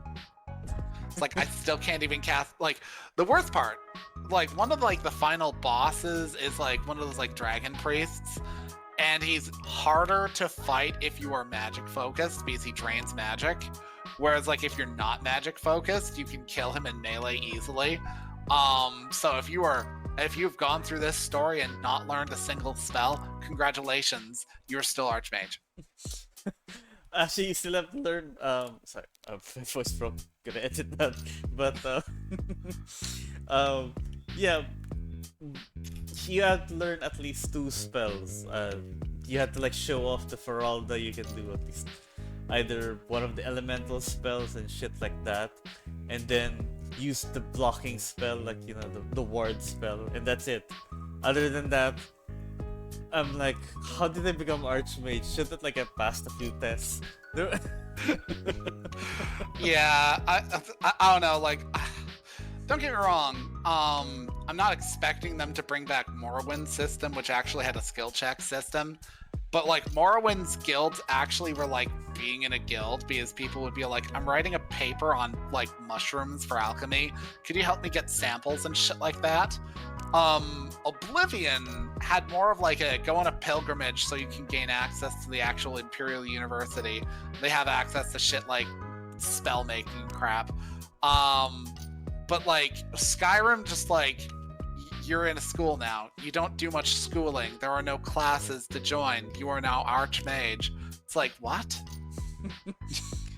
I really think they rushed it, and as much as Todd Howard, if you're hearing this, I know it's a lie that you specifically went through every detail of the game, making it unique. Because I went through every dungeon, and the aesthetic is the same everywhere, except for Good that fucking DLC. Oh god. Oh, that motherfucker. Several parts of the game, like, okay, you have ultimate power. Well, the Dragonborn part was like, yeah, there's like trials, but yeah, the fucking wizard. Hey, you're also gonna get access to becoming the greatest resource. But I find it was all easy. But even if you're like a really skilled mage, when you get to be an archmage, yeah, I could get all of these stuff in my like almost anywhere else. The only difference, is, I guess, the g- cool looking garden.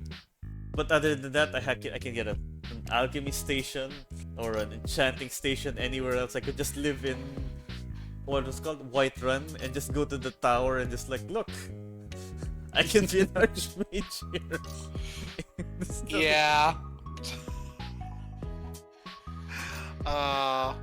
Fucking uh, yeah. Like, I actually feel like when it comes down to like the like just complete like final tangent there, the best guilds in Skyrim are Rogues Guild and Dark Brotherhood. Dark Brotherhood actually like brings in some question about like you being the leader, and when you're actually finished and in the Dawn Guard sanctuary, you have to build it back up. So you actually have to do something for that. The Rogues Guild or the Thieves Guild, you actually have to go through some shit to like set it back up to its prime. Even if you complete out the main story, you're not yet the guild master. You know, you're only the guild master after you've like essentially gone through the rigmarole of like bringing it back to its proper prime, and then they're all like, yeah, okay, you're guild master now. all I can say for Astrid, you know, I could have given you to a list as well because of your stupid decision. Yeah, 100%. She made stupid decisions, but she paid for them. Oh my fucking god. I even like, okay, fine, I'll kill you with dagger. Fireball! God. Fucking God. You know, as much as like I also like want to point out, magic is OP, so there's this one elderly assassin there. It's like, you know, I have a hard time with my kills being silent. Even 90% of the kill spells in Skyrim go boom or Oh. And by the way, when they said that it's kind of like the aesthetic reminiscences, like that's why they have this uniform. No, there's like a huge handprint on us. And when I was going to the wedding, nobody noticed a man with a red and black cloak gear. It's like, we know. It's like, okay, but does everybody else know? They clearly don't. Oh god. Okay, to summarize the last two, it's gonna be a lumped up because it's a lot of characters get into this category. First is the isekai and the woke. Let's just cut off on the isekai part. It's both of them are excess attempts at something very misguided. But for isekai on my part, it's just like, oh, I know that Japan had like, let's say, going through black companies and like super overworking, and they want a power fantasy, and that they have a specific demographic. But God, most of it is fantasy, but sometimes there's sci-fi. Most of the time, it's like, do you guys know how to world build, or everything just exists as a backdrop to your ego?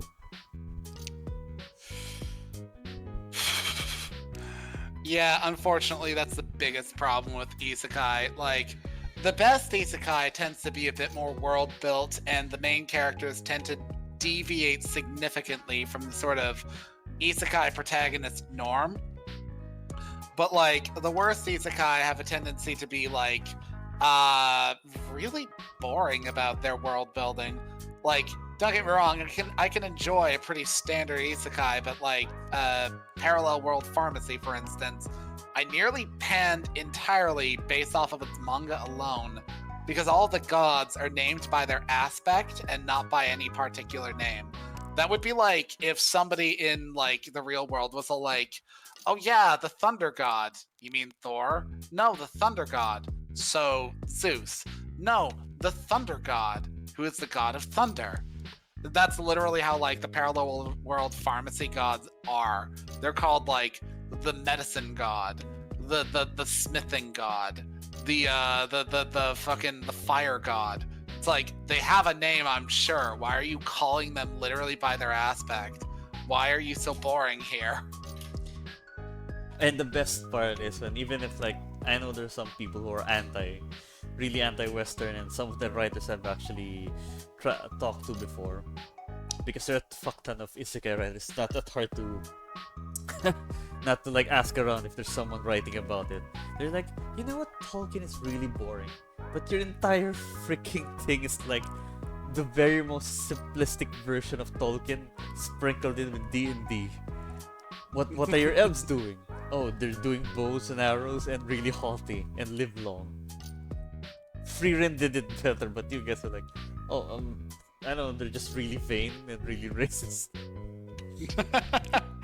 Yeah, that's kind of the thing, is that like a lot of people who like judge Tolkien judge him by what are essentially the cliff notes of like not even like whole races. Like the elves in like Tolkien fantasy are actually like well-developed people.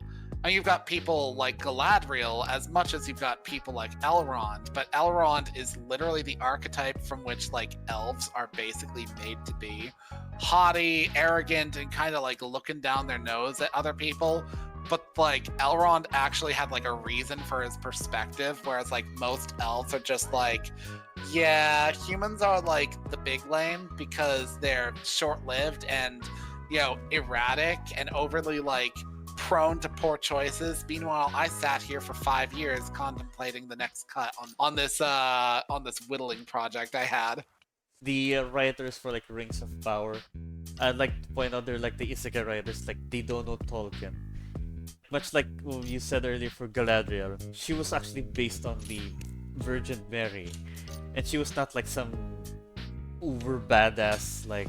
I'm not against like women having like strong female characters, like from Tomb Raider to Alita Battle Angel and stuff like that, but she was supposed to be like saintly and motherly. That was on the letters of Tolkien himself. And during the lore as well, the Silmarillion, before the beginning of the Second Age, where the series was already like halfway through the Second Age, Galadriel actually gave up arms. She didn't actually fight, but during like she led victories. There was never implication she actually fought, but she actually stayed away from military matters before the Second Age because she didn't like the violence. Guys, if you really want to like take in like elves and dwarves and stuff like that from a certain source, mostly Tolkien or D&D, you're just making trash at this point. Try to make something original, take inspiration from a few things, but don't fall into a few stereotypes, much like, you know, dwarves, Scottish, orcs, dumb, or or in D&D or in the movie Bride of Will Smith, black people. I'm like, what the fuck? Yeah. Oh god. That bit of like interpretation of Tolkien fantasy still sits so poorly with me, because it's like your basis is quite literally that they're brutish and violent and considered other by compared to the other usually European phenotype races of the setting. That is literally your basis for why you think they're black, and that says more about you. Oh, yeah, the D&D part that's like in 5th edition and other place, but it's like, where are you guys looking at the black people from? Like, damn. Yeah, I love it when they're being telling like Sweet Baby Ink and that one other Twitter user. You have to see it through the lens of racism. Why am I using it? You're the one using it.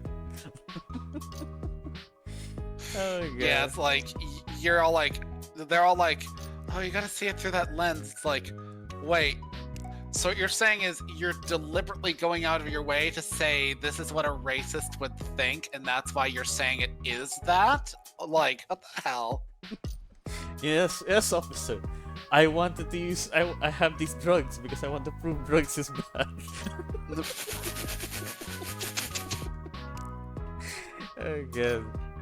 If you guys want to be original, not just isekai, especially for fantasy, look into sci-fi races. Mass Effect took inspiration from the Tolkien races because I can see the Krogans as dwarves, Asari as elves, and slightly separated archetypes into the other races, like say Turians, long range, and disciplined warriors.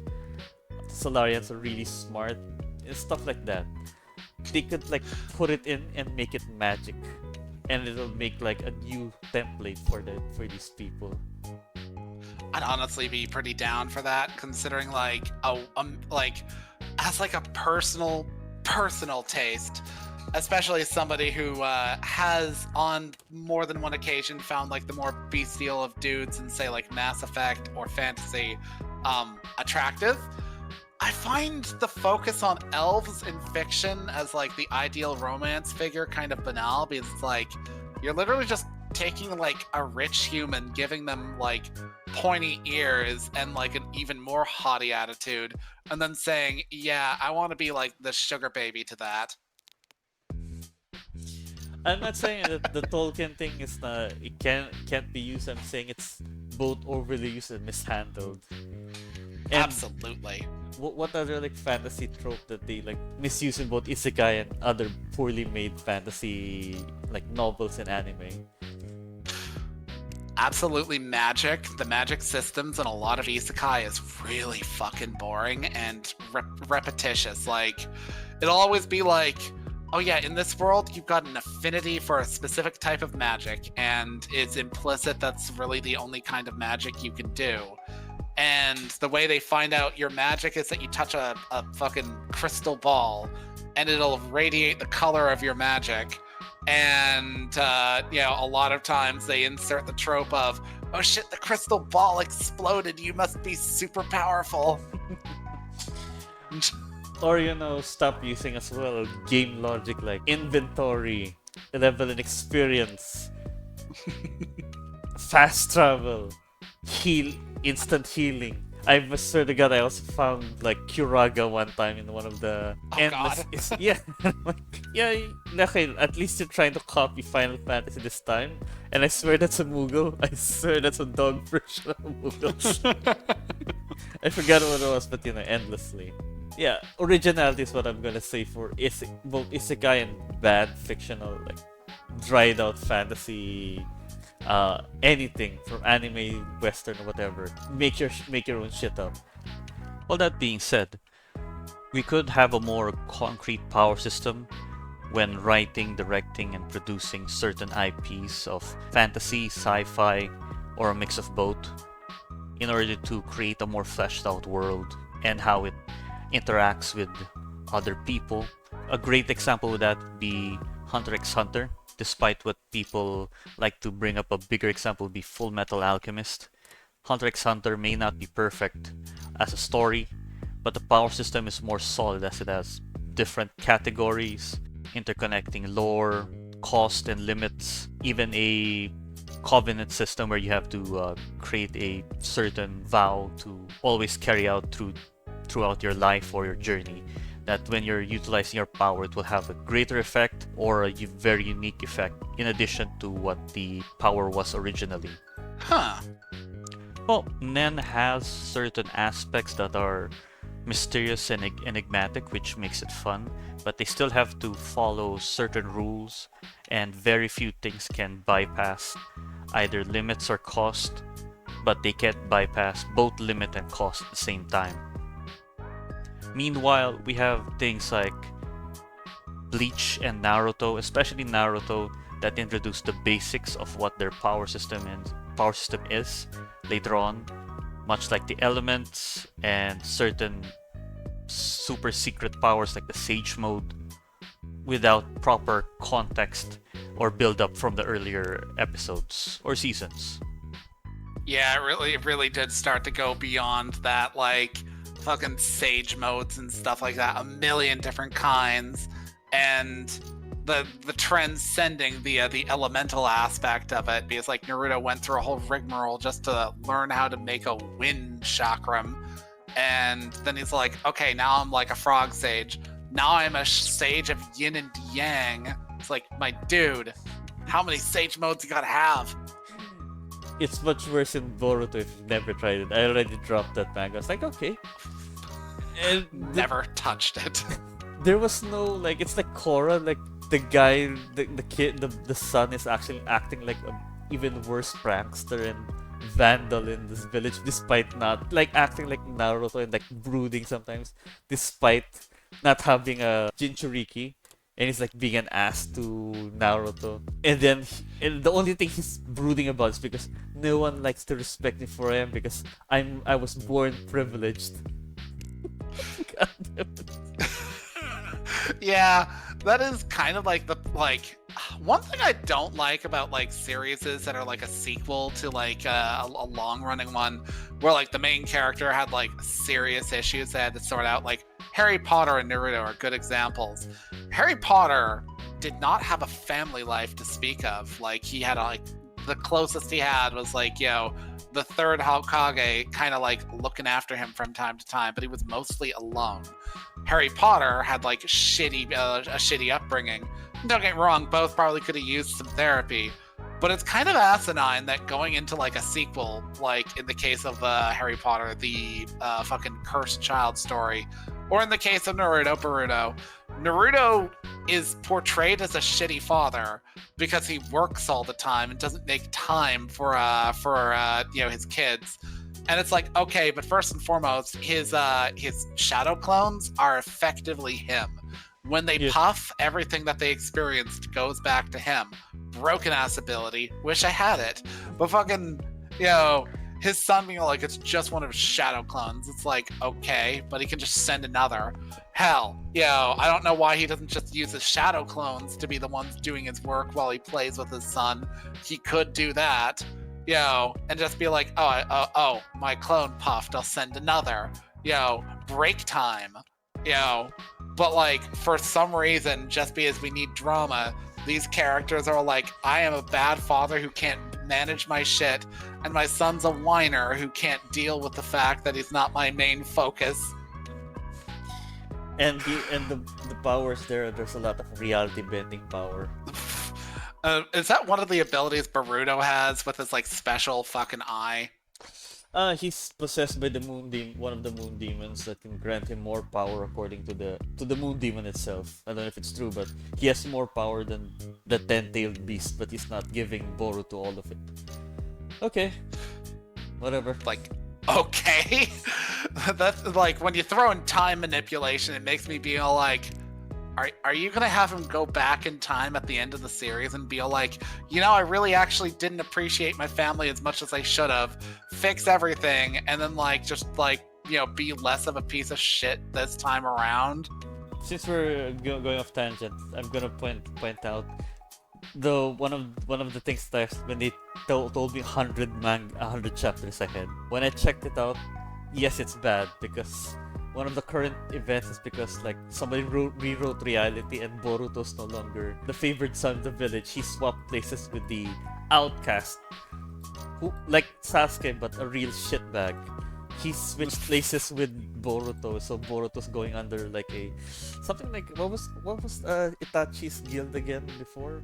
The Akatsuki. There we go. He's technically going to an Akatsuki arc. And he's finally like, I can now feel like what my father felt.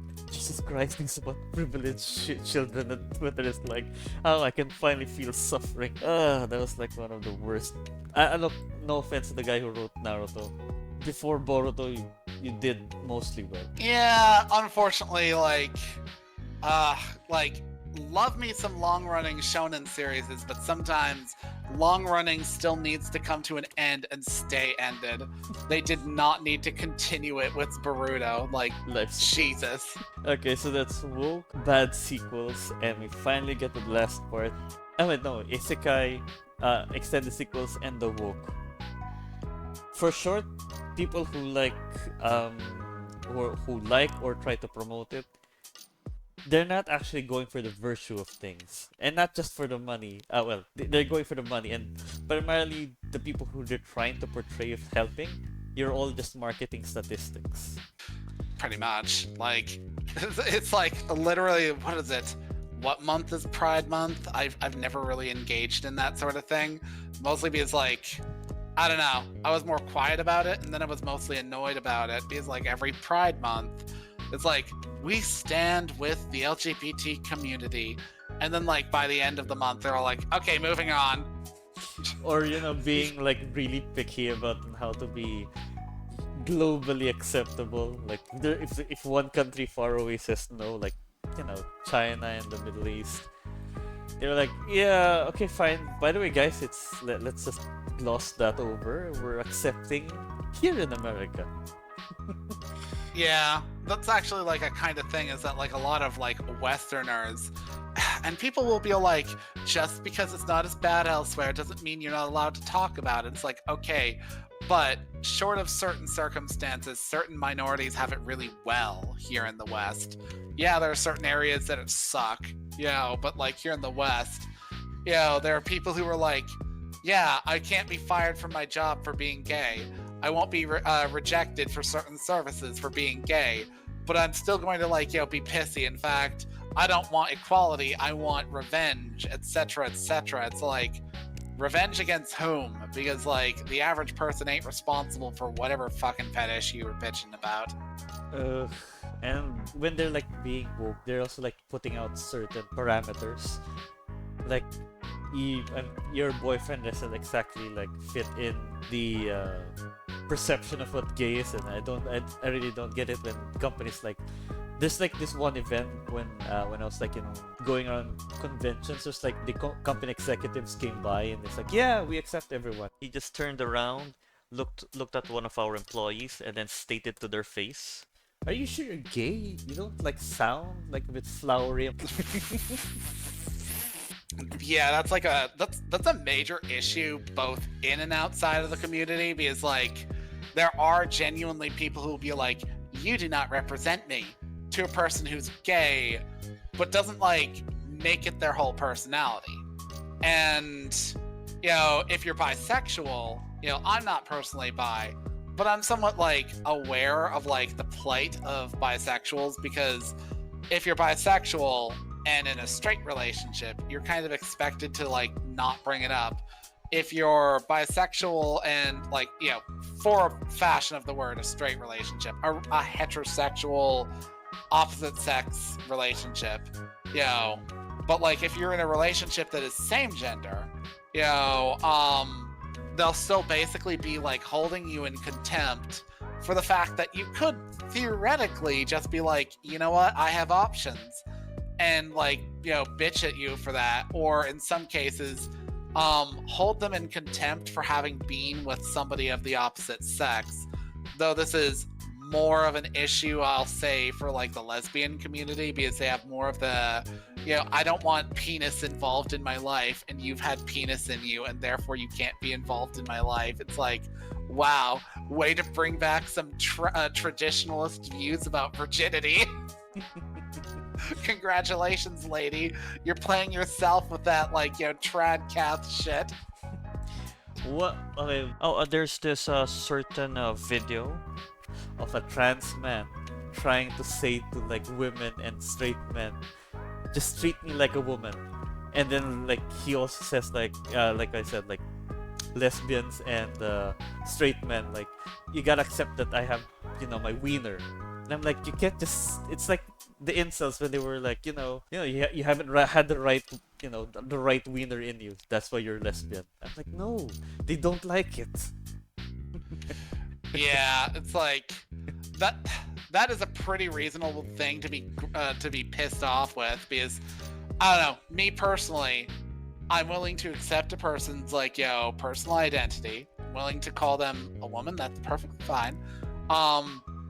It's when you get like that undercurrent that's all like, not only am I a woman, I am biologically a woman, regardless of what definition of biology you're using. And if you do not like, if you're not willing to date me because of the, aspects of my body, then that is like, transphobic of you. And there are people who are like that, who will like lash out. And I've heard countless stories of people who were like in a relationship with somebody who was ostensibly of the opposite sex or the same sex. And then they came out and were like, I am trans. And they go through the whole process of transitioning. And then they get pissy because the person they were with was like, I did not sign on for this. This is not what I signed on for because I am straight or I am gay. Or even I am bisexual, but like you're no longer the person I, was attracted to. Even your personality has changed, and even how you interact with people has changed. You are a different person. No thank you, goodbye. Yeah, so as much as people like to like portray it as like a universal cure for, I don't know, the bad old ways, it's not for everyone. It needs to also be properly contextualized. Even if the entire half of the planet becomes like gay or whatever, like communist or socialist, are you sure it's in proper context? Is what we're gonna ask people. These companies, they don't know about it, especially the companies that say, hey guys, we're for pro-black or pro-LGBT. Such hypocrisy. But actually, I have a real life example of it happening to me. I was working back then with the corporations before I came to freelancing. And to put it to context, I'm partially Spanish. One of my great grandparents is Chinese. And one of our corporate executives went out of his way just to do an early version of the diversity, equity, and inclusion, and wanted to make sure that our staff and clients felt like they were being praised or included by giving out birthday presents based on their ethnicity or whatever seems to be on the agenda. Yeah, dang it. But they really tried during that time and tried to give me like different things because he knew that I was like having a few different bloodlines. And I'm like, these are all the racist gifts you've given me, sir. You know what they were? Here, have some moon cakes. It's like, thanks. No, it's completely off. So I said Spanish and Chinese, right? And also Philip. I was like, sir, you given me like a cheap sushi tray from the convenience store, and a Mexican poncho, sir. Oh my god. It's like, congratulations on okay, heart was there, but completely wrong Asian and completely wrong Hispanic. Wait, I thought like you guys speak same Spanish. Yeah, sure, thanks, sir. I'm like, okay, thanks for the free poncho, and I just left. I'm like, I can't get to you. Might as well say, yeah, sure, free stuff, man. But, I'm not gonna mention it's like cringe, and it's not because I'm like, it's not I'm being sensitive, but he tried to speak in like Cantonese and speaking in like in Spanish, and then speaking straight up in English. Oh god, the cringe. Sure, at least you didn't try Japanese this time. Oh god. Yeah. Don't try to pronunciation. Yeah, sorry. And this pronunciation. This crap. It's funny too because like as somebody who's trying to learn a little bit of Japanese, the pronunciation part of Japanese is actually like the most like available part to the language. So like, whereas like I've seen how like Chinese is various dialects have a lot of very similar like sounds for like completely different words, completely changed by the inflection of the of your like tone as you say it. So yeah, fucking, he might have had an easier time with Japanese. Yeah, I'm trying to learn it right now as well. Trying to write the Japanese stuff, but I swear this man really needs to just chill, look into the stars, and know he's racist. Look, I'm not saying like you can change, but look, I'm gonna say it straight to your face. Accept. What was the steps again for like this? Like, accept there's a problem, fix it. There's like a process, right? It's like addiction. The first step to like dealing with your problem is acknowledging that you have one. Oh, that one. That's gonna be hard. God damn it. The man is like, he was like he also like complained about Trump a lot, but man, if you don't like racism and such, I'm pretty sure you're like type 2 racist. It's like the Pokemon. The dark Pokemon, the light Pokemon. I'm pretty sure you know because you know black and white.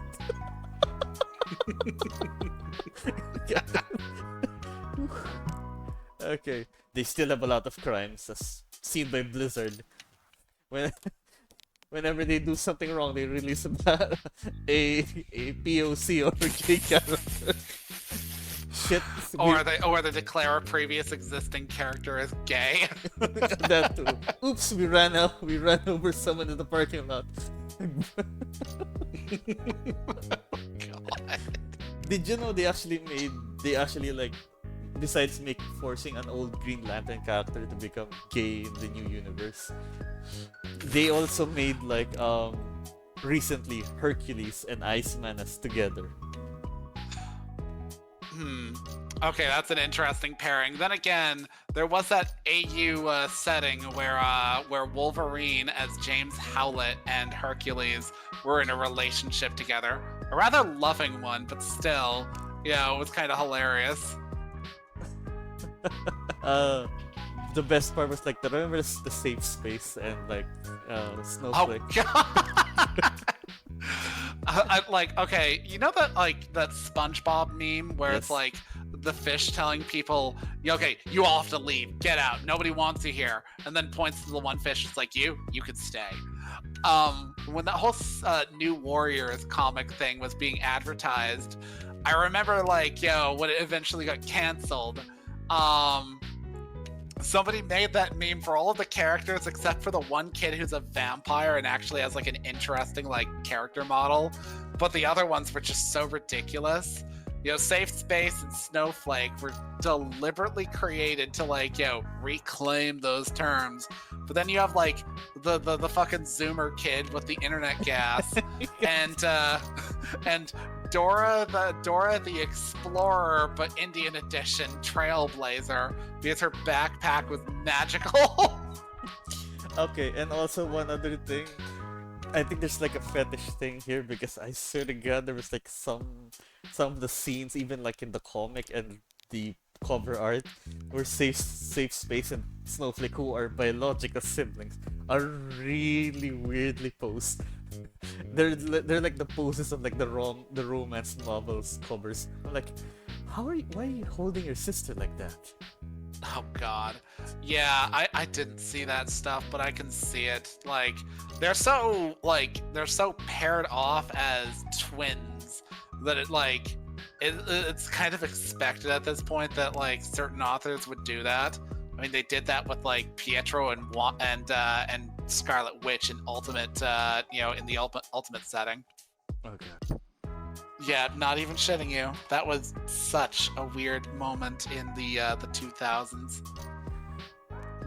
Regarding the message of changing the world, Captain Planet, almost every Disney hero and heroine, Goku, Riz, I don't know, let's add in Motoko Kusanagi as well for diversity. All of these people are heroes and try to instill values to people, but they didn't change humanity because they were made to be enjoyable. It made life less bothersome and like put up some issues, but entertainment is not supposed to be like this like all-in thing where like people say like, oh, we've got every product going forward has to like promote like values and stuff like that. When conservatives did that, it failed. When you're gonna do it, it's gonna fail because you're not gonna like shoehorn someone and saying like, be a good person, recycle and stuff like that. Yeah, unfortunately, like you can make something like educational and entertaining, but generally it will suffer for that.